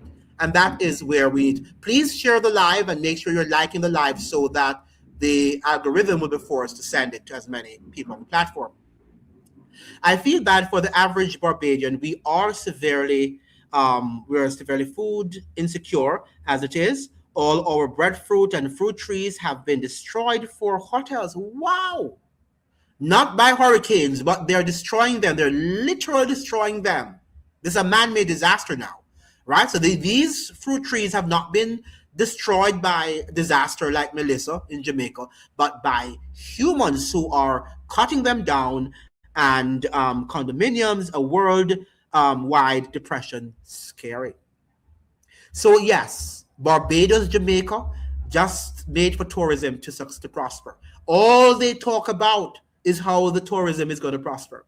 And even with the war on Iran, that's all I heard Prime Minister Andrew Holness saying about how it's going to impact tourism. All right? It's not how it's going to impact the ordinary man and woman in Jamaica. And Miss Mia Motley wasn't thinking when she, destroys all of these fruit trees and, that can give people food. She wasn't thinking about the people. She was thinking about the billionaires, the oligarchs. That's so whether it is Andrew Holness or Mia Motley or Kamala Person Bissessar, the agenda is the same. Senator is saying that here is a tip. Many plants can be grown from kitchen, yes, out offs. Is it cut offs? Right, kitchen cut offs, sorry. That is one way to not have to buy seeds. I want you, Stedex, if you can also to collaborate with me, because we can have a program on this where you also come on and you teach our people how they can plant. Right, because because right now we don't think about starvation, but starvation is real. Famine is real, Caribbean citizens. Famine is real. To us, it looks unreal because we have a lot of fruit trees and we have lots of food, ground provisions in the Caribbean, right? Yams and bananas and so on. But what if they are destroyed, as we're hearing from Barbados? What if they're destroyed through hurricanes or man-made disasters? We have to be knowledgeable, as Tidis is presenting to us, of how to plan food even within on our verandas or within our yards, so that we will be able to sustain ourselves. The problem we're going to face, though, and I must say that too, even if we plant in the Caribbean, when things get out of hand and get out of whack, people will come. You will have burglars who will come in and steal and probably unalive you. So, well, we can't think of the negative things. We have to just think about what we can do now, right? And to educate many people as possible. When we get to that bridge, we'll cross it. But the fact is that we are not in a very stable and secure environment at this current moment. It is serious. It is serious. And the war is going to take us to places where we have never been to before. All right, so make sure that you are thinking about it. Now, do you think Caribbean governments plan for shocks like this or just react after? Do you think Caribbean governments plan for shocks like the one we're going to have or we're having now with the war on Iran and the multiple wars being waged around the world? Do you think our governments in the Caribbean plan for it or they just react? When it comes, and we just tell our citizens that, look here, it's not me, it's the war. And that's exactly what they say. They frame it as it's not me, it's the war. So you have to just deal with it. Stephen is saying that totally dependent, in my opinion, on us. Food imports, she's not a friend of the average farmer. And we should not buy them. And that's what you're saying. We should not buy them. Why are we buying imports? I remember in the 1990s, Jamaica locked down everything. Its milk industry, its farming industry, to accept food coming from foreign, right? Food coming from the United States. Why did we do that? Why did the Caribbean become import dependent? It's almost like we went back into the days of slavery. And that's exactly where we find ourselves at the moment. President Jafar is saying no Caribbean government is planning for what is coming. They're not even talking about it. As when I started the program today, I was even telling you that you can correct me, but I have not seen a Caribbean government who has addressed its populace, telling them about what is happening and the likely consequences that this war could wreak upon our economies. Have you heard? Have you seen one? I haven't. The only one I've seen is coming out of Santo Domingo, where the president did address the nation about what could be the likely consequences of the war on Iran. But no Caribbean government, particularly in the Anglo-speaking nations, I have not seen anything coming out of their mouths. All I think I've heard is how it's going to affect the tourism, that tourism might benefit from the war. That's what they are suggesting, as people might be diverted to the Caribbean. That's what I see. The coming shock will make the wealthy wealthier and the poor poorer. Man will eat man to survive. Brilliant. Brilliant. And that's exactly what happens all the time, because history is a pattern. And by now we should have recognized that pattern, that's exactly what happened. The rich always gets wealthier after a pandemic, or after a war, or after some historical whatever development, like what we're seeing now, the likes of what we're seeing now. The rich is always consolidating their wealth and their power. Jafar is saying tourism is every Caribbean leader's sole interest, not the everyday people. And that is what it is. And if we were benefiting, if it were, a dynamic industry, but we all see that it is there for the elites. And even the people that work in that industry or locals are not properly paid in comparison to the huge profits that these people make, these owners of these hotel chains make. They're not properly compensated, and their labor is abused. So talk about Cuba and the Cubans and their government wants 50% of their wages. Now they're calling, the pot is calling the kettle black, right? Because in the Caribbean too, they do exploit labor, right? It might not be in the same way, but it is, because when you see what they allow some of these hoteliers and other entrepreneurs to pay our people, it's not much better than what the Cubans are receiving, right? And yet still we think we're free. In the Caribbean, those of us who are not Cubans, we think we are free economically. Yeah, we're free to move around, we can go to wherever we want to go. But economically, we are not much better, We're not much better. Probably eat, healthier, not as bad a rice, might not be, we're not eating rotten rice and other things, that is better. But the fact is, in terms of how the entrepreneur, how our, economic masters and overlords treat us, not much better than how the Cubans are treated. Only podcasts like yours, no Caribbean supervisor has told us anything. Yeah, they're not telling us anything, because you know what happened? If they should tell us, then it's almost like they know we're going to be empowered asking questions, and they don't want us to ask any more questions because they don't have answers. And I understand that they don't have answers. We can't, try to make them superhumans, and they're not. But they need to be truthful, and they also need to protect us from the parasitic nature of these, global elites and global oligarchs.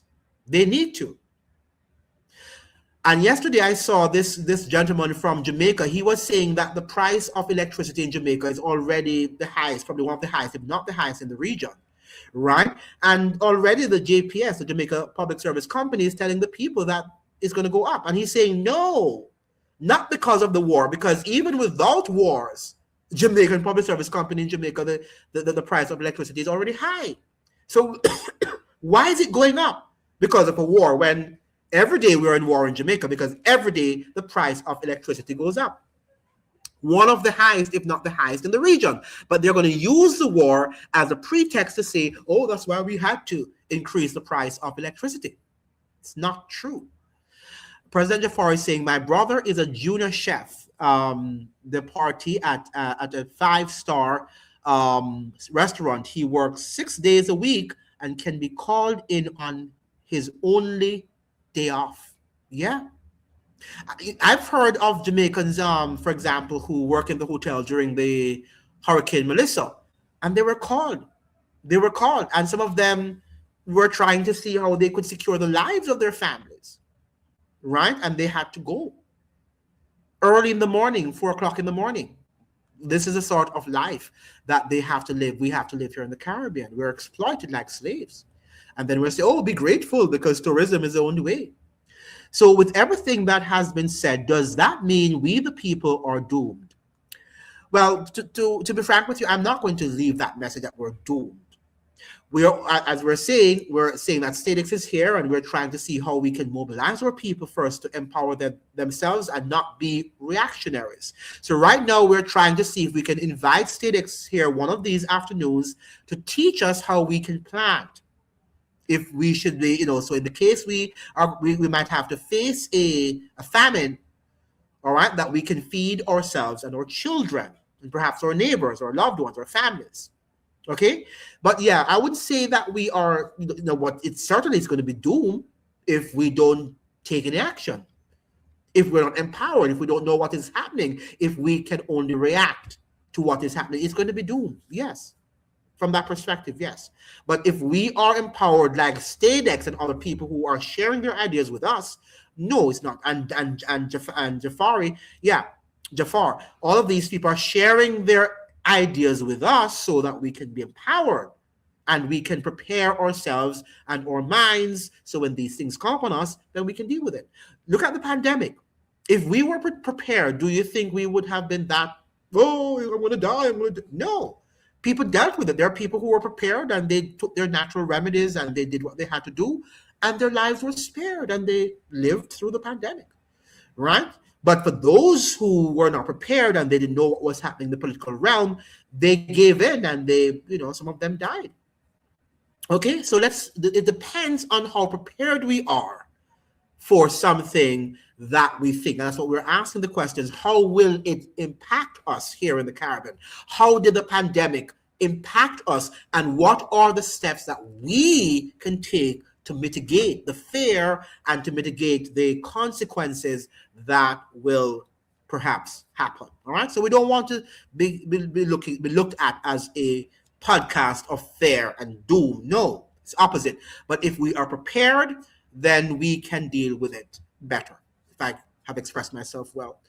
A salary should be able to sustain a family to enjoy a comfortable middle class existence. Yes, and it's no more. People, even when both parents are working, people are still suffering. Right? In the Caribbean, even when the father and the mother are working, people are still cannot survive. Don't forget to buy your fertilizer and secure them properly. Well, somebody was telling us that we can use and we can learn from StateX. Also, we can use natural fertilizers. But yes, you should buy your fertilizers. But better if we learn what natural fertilizers we can use to maintain our soil healthy, to keep our soil healthy. The whole world is expected to care about Ukraine and Israel. Where is their care for the Caribbean? They don't care.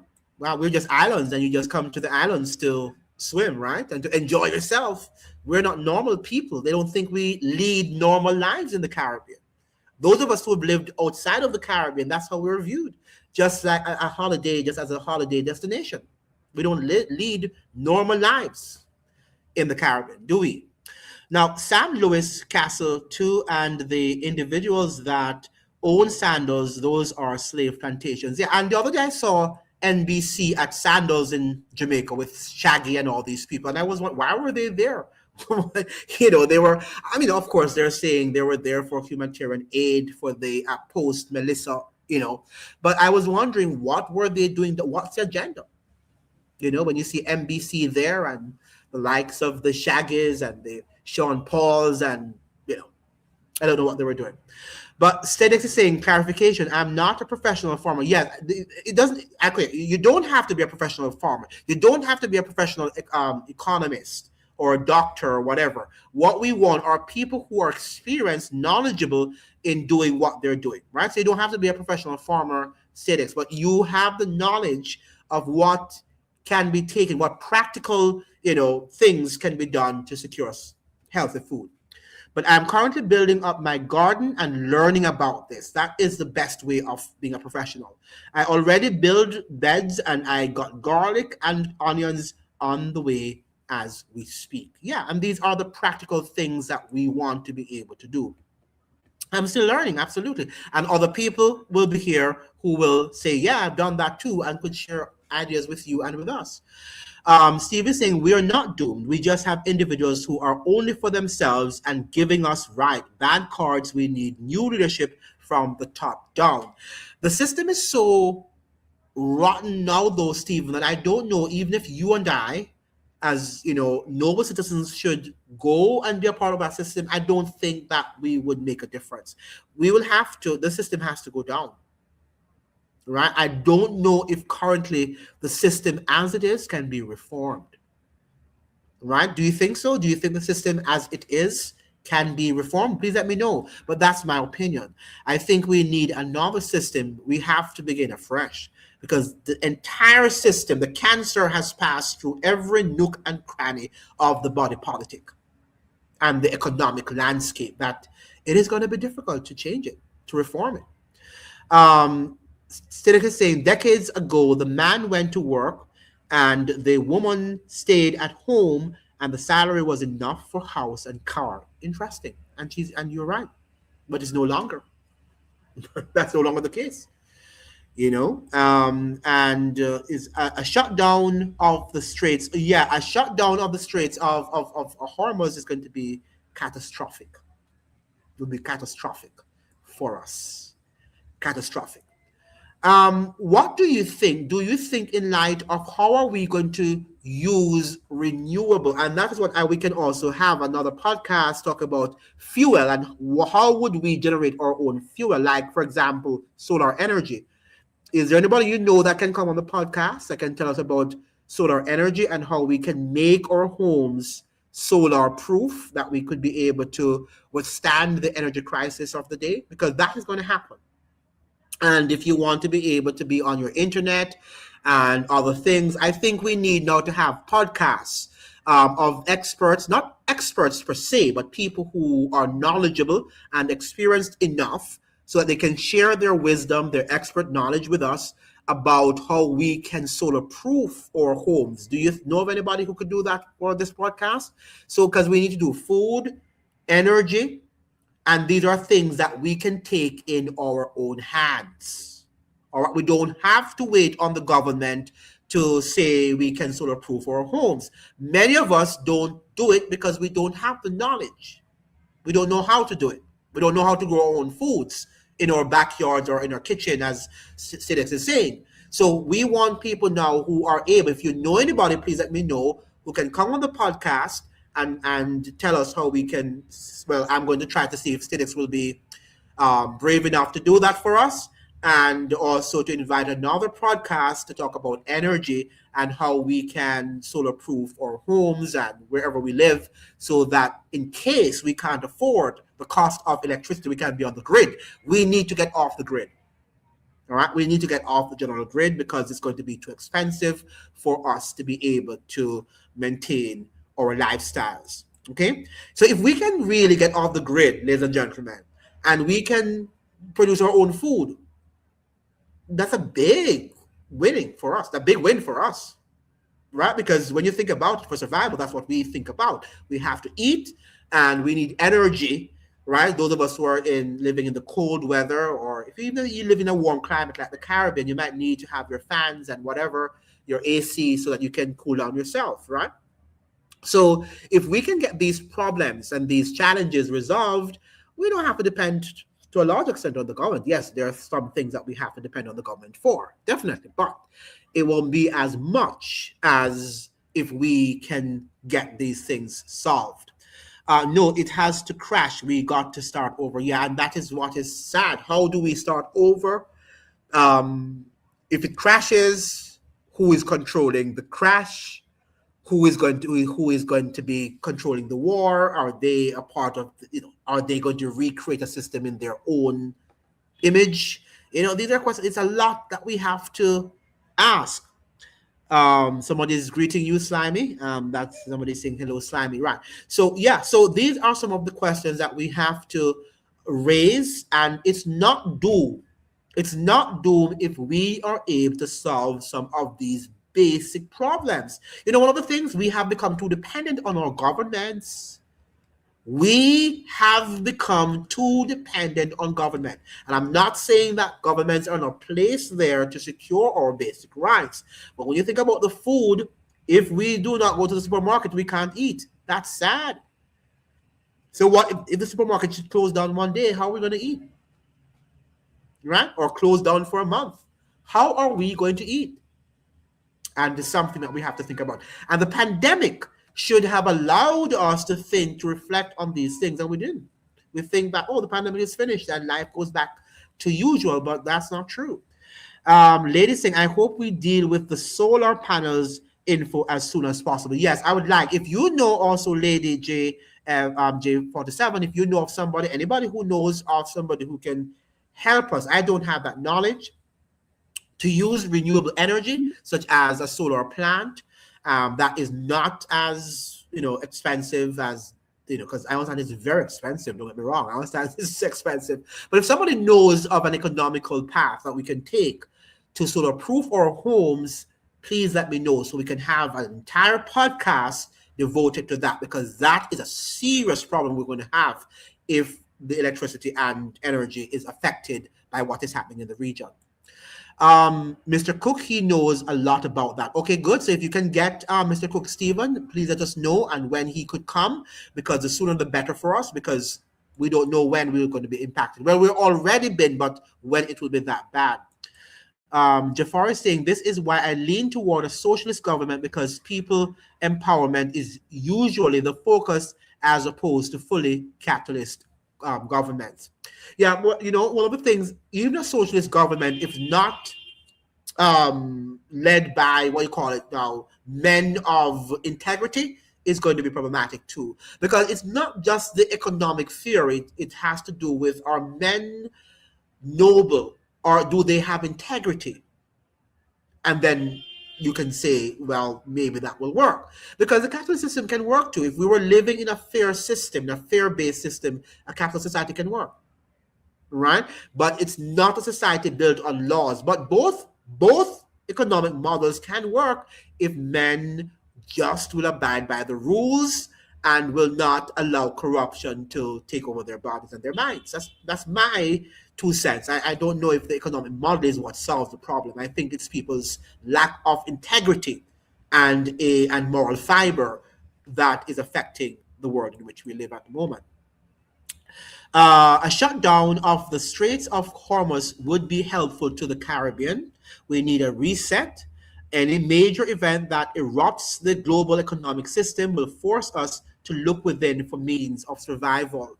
I hope so. What did that? Okay, did the pandemic, which there was a global shutdown, did that help us? Or did we find ourselves just sitting down and relying on the government? We were not getting up and planting, were we, when we were locked down in our homes? How many people, maybe a few did, but how many people got up and plant up, seeds and plant up some yams and bananas in their backyard during the pandemic? Very few, even though we had all the time on our hands because there was a lockdown there, right? Not many of us did.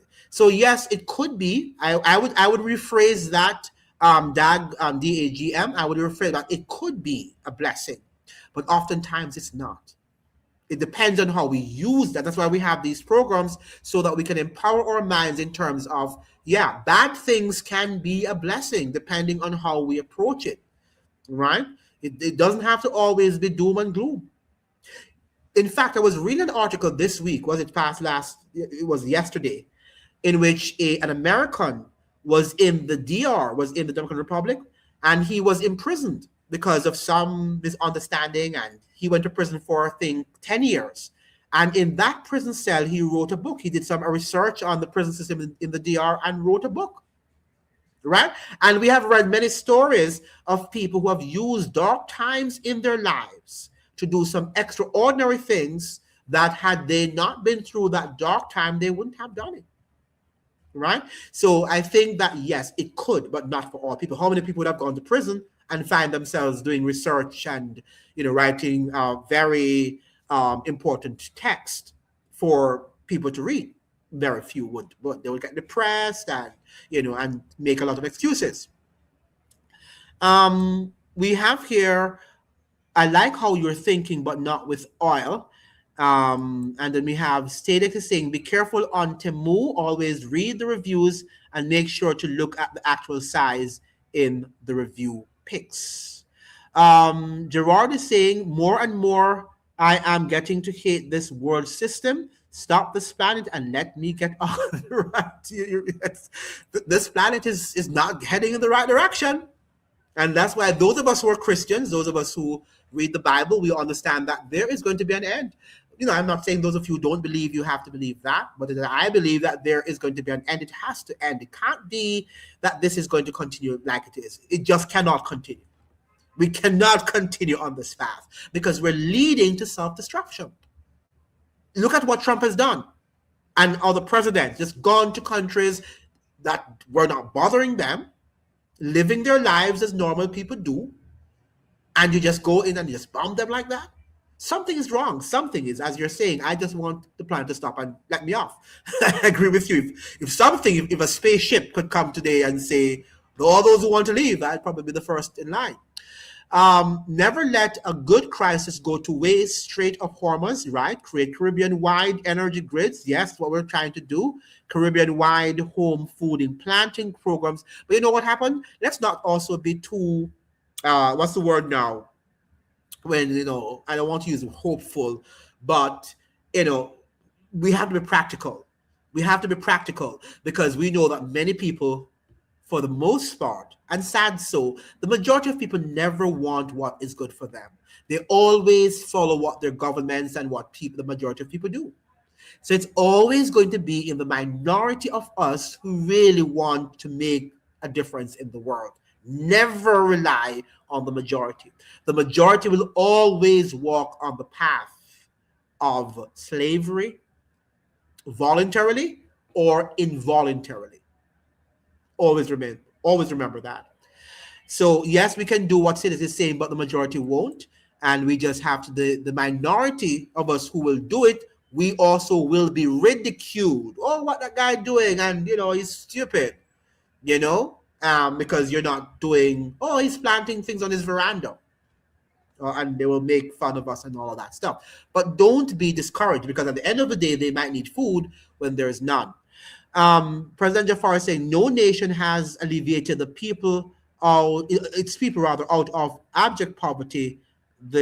China, not many are aware of these facts. Yeah, China has lifted many out of, but is it socialism? Is it only socialism that it has used to do that? Remember now that they are a socialist they practice state capitalism too.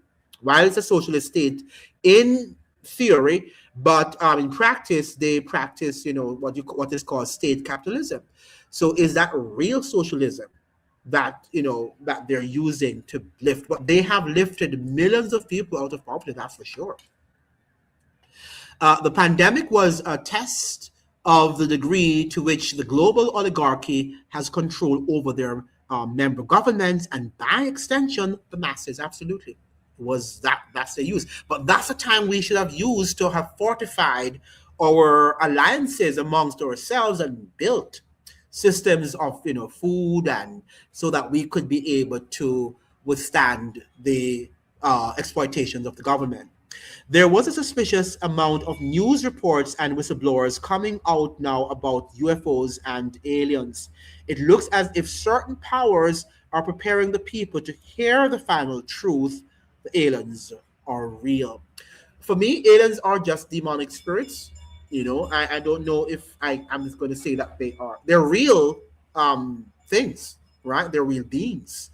But those of us who read the Bible understand that demonic spirits, including angels in general, can transform themselves into whatever they want to transform themselves into.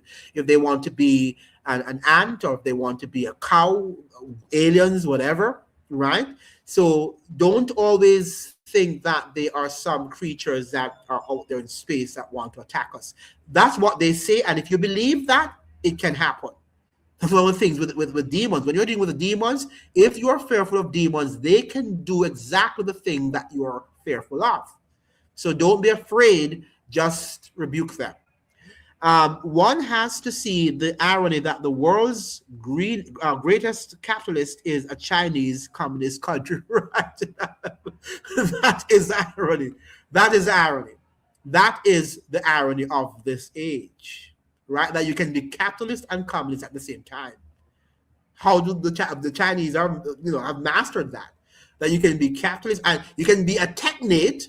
Because they're also a technate. You can be a technate, which is a technocracy, and a communist and a capitalist society at the same time. So maybe we need to go to China and research and study that, to see how we could, implement some of the strategies that China is doing in its own country. But I don't think that they're doing so because of their brilliance. Partly it is.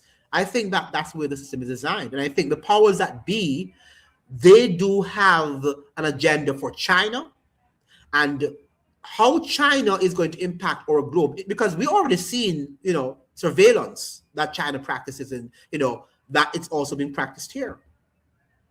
Everything that we don't want to happen, here is happening in China, right? So, do we want to live like the Chinese people? We know economically they're powerful. Don't get me wrong, but would we like to live like them? In that sort of society, their social environment. Would we? I don't know. Maybe we would. So this is saying in a place called what is it called? Varginha, Brazil. An alien craft crashed and an alien was hiding. Some girls saw it. It was dark and had red eyes. That description obviously matches what some Caribbean people call jumbies. Yeah. Because if you believe that this thing exists, then you will see. And just like we had those of us who believe in ghosts, there are Jamaicans who believe in ghosts, and they do see these apparitions. So everything has to do with the mind. Jafar says China has state-controlled capitalism without the gross oligarch class of an America. Yeah.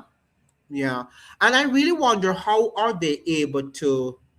Because I'm sure they have corruption in their societies too, right? In their society.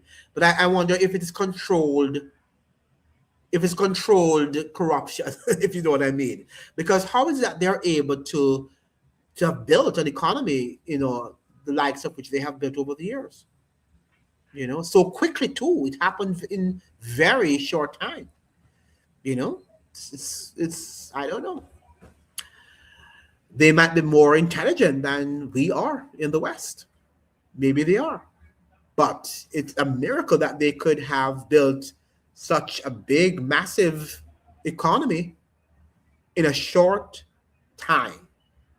Because even in 2008, the China was not as, it was beginning stages of their prosperity. Well, before 2008, but, after that, you just hear this massive, they're just moving every year, and they're making some things that you really wonder if they are living, if we here are even modern, because their society seems so much modern than the West. Look up Peruvian head peelers. Okay, I will do that. Peruvian head peelers. Okay, good. Thank you so much for that. Now let's have another question before what do you think is the biggest risk right now? Fuel, food, or shipping? What do you think is the biggest risk right now? Fuel, food, or shipping? What is the biggest risk for us now? Fuel, food, or shipping? Do we have a problem with food at the moment? Are we having problems, with food? Are you experiencing any problem with food in Barbados, in Trinidad, in Guyana, in Jamaica? or in Grenada, are you experiencing any problems with food at the moment? I don't think so yet. I don't think we're experiencing any problem with food. What about fuel? I doubt that too, but the only challenge we could be having now is the price of gasoline, right? That should be, it's going up every day. And it is sending up the cost of our food and other things in life. The cost of living in general is going up, right? Now, what would happen if shipping costs doubled tomorrow? What do you think it would happen if shipping costs should double tomorrow? What do you think would happen if shipping costs be doubled tomorrow? What's going to happen to us? And that is likely, that shipping costs could double tomorrow, in the future, in the near future. What do you think would happen to us if that happens? Any questions? Any comment? Sorry, not question, but any comment? What do you think would happen to us if shipping costs be doubled?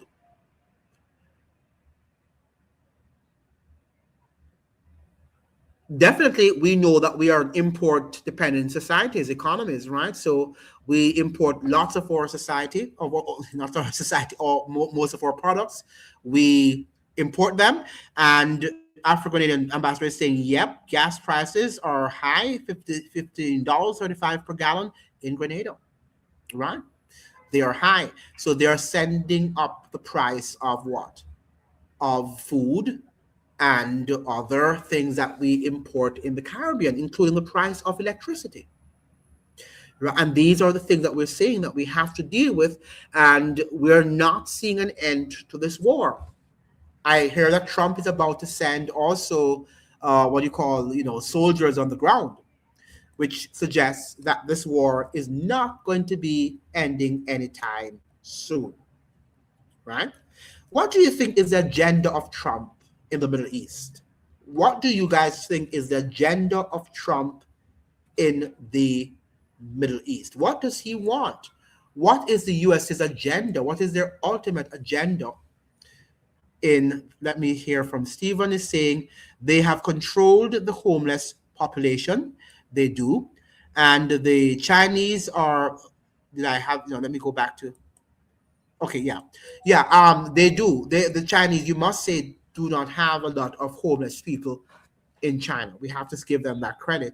Where are they, though? Where do they put their homeless people? We don't know. The Chinese are superior to us. Do you think so? Do you think the Chinese are superior to us? I don't know. All three eventually.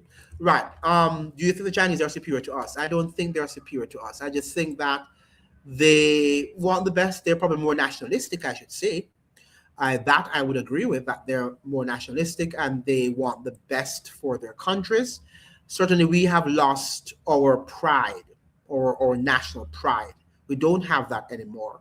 And that is what's affecting us. Yeah. So the question is, I was asking, should the region be pushing for more self-sufficiency? I think that is something we can all agree with, that self-sufficiency is the way to go. But how do we become self-sufficient when we are already dependent on the US and its global economic system and even political system? How do we become self-sufficient? Is there any proposal in how we could become self-sufficient here in the Caribbean region? Have we gone too far that it's impossible now for us to be self-sufficient? What do you think?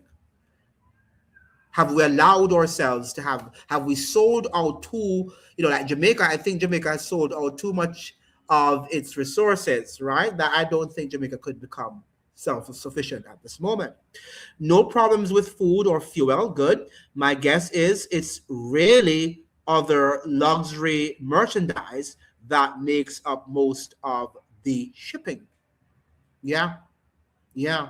And one of the things that they do, they always, any losses that they make during the war, which they are making. And that's why we can't be happy when they lose, because when they lose, they just merely pass the prices, the cost of living onto us, right? So if we say America, oh, we're jumping up, America has lost, right? They just merely pass on the debt and the loss to the consumer. So we always lose. We lose twice. We never win. Shopping costs have doubled. All right. So you're saying shopping, so that is we're already being impacted. If shopping prices have doubled, we have definitely is affecting us already. An Afro-Grenadian ambassador is saying becoming self-sufficient is great, but it first starts with changing our mindset. Absolutely. And do we even know what it, at this point at this stage, do we even know what it means to be self-reliant and self-sufficient? I don't know. I think we have become so dependent on things, even food. It's just normal to go to the supermarket and get what we want. Who wants to go and dig some, soil and put some callaloo or some cabbage, or some yams, some potatoes in the soil and wait until it grows? We don't have that sort of patience anymore. We just want to put the thing in the microwave and we just heat the thing and take it out, right? We don't like the process anymore. And that is how they enslave us. That is how they have won us, because we are too much impatient and we want things at the click of the moment. That's the problem. Now, Stephen is saying you would have to refer back to Mark Rubio's speech in Munich, and I believe they want to break up Iran. They want to break up the entire world, and any country that has the whatever prime natural resources and influence over the world, they want to break up. When we say that Iran wanted to also become a part of the BRICS country, they wanted to put away the agenda is to restore, to replace the US dollar as the global currency of the world, and the US doesn't want that, for reasons you and I know. Because once the US dollar falls, if it falls tomorrow, that is the end of US. That is the end of the US prosperity. That's the only reason the petrodollar is what affords US citizens to live the life that they're living. Nothing else. It's not because the US is any greater or, brighter, smarter than the other parts of the world. If the petrodollar should die tomorrow, that's another thing.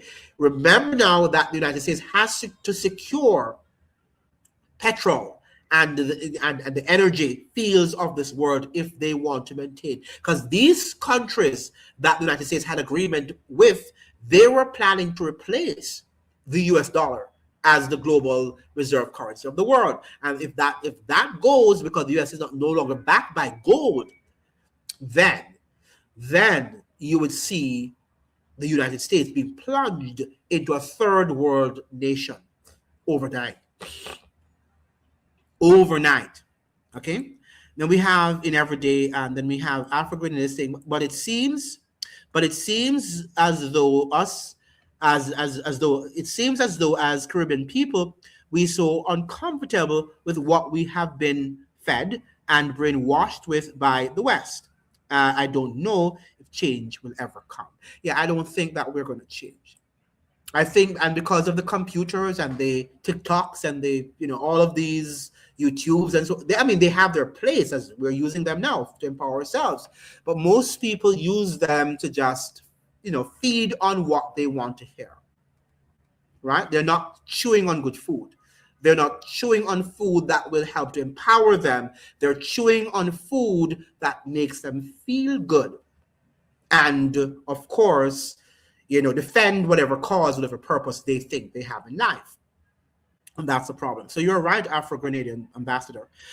Stephen Knight is saying too far, but it can be fixed. Yeah, well, we hope. We certainly hope. And what would be the proposal? Because right now the system is tied up with the U.S. system. Until that system goes down, I don't see how we could even reorder our system. That system has to go down. Afro-Grenadian is saying food prices are high in Grenada too. Turkey wings is Mr. Turkey Wings now. Wow. Right? Yeah, so food, even that, wings, can you imagine? Even that is expensive. People can no longer eat, codfish, that's salt fish, right? Remember when saltfish used to be for the poor? How many persons are able to buy salt fish? It's very expensive right now. It's like a treat in many of our countries, right? In Jamaica, for example, chicken back used to be very cheap for the poor, and people are saying they can hardly afford the purchase of chicken back, right? Just a basic protein item back in the days. So we can see that we are already being impacted by what is happening in the Middle East. And let's not be stupid now to think that, well, we want Iran to win. And I would like Iran, I would like to see the war stop tomorrow. And my seeing the war winning, whoever is winning, I want the war to stop. I'm not in this thing about who is winning and who is losing. I want the war to stop, because wars, you're gonna lose something. We lose too much. Even if we win the war, even if the Iranians win the war, they would have lost a lot. So what we should be praying for is that the war is stopped, because if it doesn't stop, we are the ones who will have to suffer the loss, whether the economic loss or the personal loss of our families and friends, as the Iranians are suffering right now. And some of us will be also suffering if you have, families and friends who will be sent on the battlefield. President Jafar is saying, I never used to send barrels while it was coming back from the USA. I definitely have to now. It's getting too hard for my family to feed themselves properly. And Jafar, are you Barbadian? And Barbados never said that. I never knew Barbadians to be sending lots of barrels, as you're saying, as Jamaicans would. Barbados, it was a very prosperous nation. People who visited Barbados back in the days said it was really on its way to becoming a first world nation. So if Barbadians are facing hard times now, it means therefore that times are hard.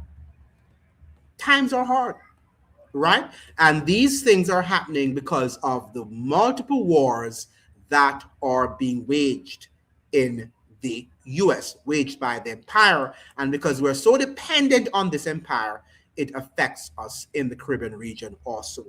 Okay. Now, any other questions before we any more comments, questions? We are far gone. Yeah, we're so far gone. We don't even know what self-sufficiency means. We don't know anymore.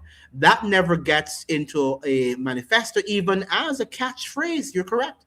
Governments feel bright talking about attracting foreign investments. And one of the things, you can't blame them entirely too, because we too don't want to be self-sufficient. We don't like when the government talks about farming, because who wants to farm anymore? We see farming, we look down on farming, right? Most of us look down. We think it is an inferior profession, or whatever you call it, right? And it is not. Why? Because it's what we are what we eat. And if we don't eat healthily, then we are going to die, or we're going to become diseased. So it should be one of, if not the most important profession in the world, farming. Why? Because it is that which we put into our bodies to make our bodies healthy and well. Afro Grenadiers is saying, sending barrels back home is a Caribbean tradition, and I personally know a lot of people in the diaspora can't do such. That's also another point. Many can't. Many can't. Some can, and many can't, because people. Well, I know I've heard Caribbean people are saying, some family members, they're now saying they're sending money to their people abroad.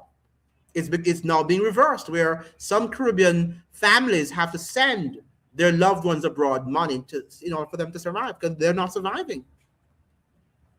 Right? So we're seeing now a trend that is also not what we saw in the past. Jafar is saying, food in the US is expensive now. Absolutely. Everything is expensive there. It's expensive. All because of greed. It didn't have to be expensive. We didn't have to have wars. But people believe that they need to own the entire world, and because of that, we find ourselves in this dark time. The foods that seem to keep us healthy, they are trying to get rid of. Yeah, the basic foods and the ones that we should be eating, Those are the foods that they're trying to get rid of. In fact, they want the foods to now to be grown in labs. Have you heard that? That they now want to destroy the soil and they want foods to be grown in labs, chickens to be grown in labs, right? So we won't have the healthy meals that we used to have, and we're going to have more cancers, more diseases in the world. And we're not talking about these things. I think that we think the world is just normal and the war is happening and one day it will end and we'll go back to normal lives. And it's not going to happen. Not going to happen. This world is too far gone for it to go back to what it was 5, 6 years ago. The pandemic changed everything. We were already going down a very slippery slope, but the pandemic changed everything. It was just a terrible time. And they made laws and they were very, they enforced these laws aggressively.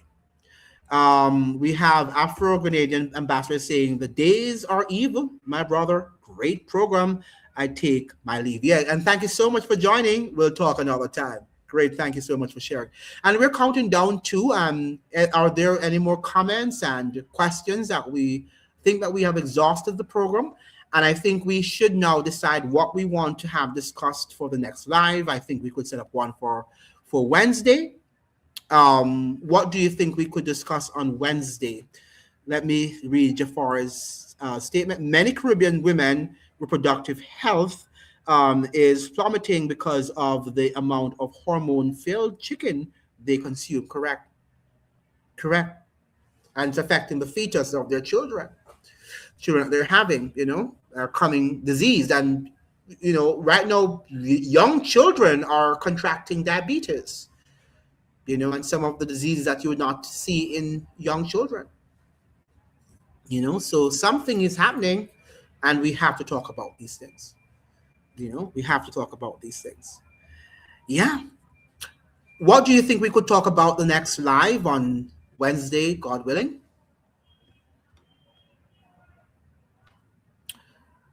Do we want to talk about food security?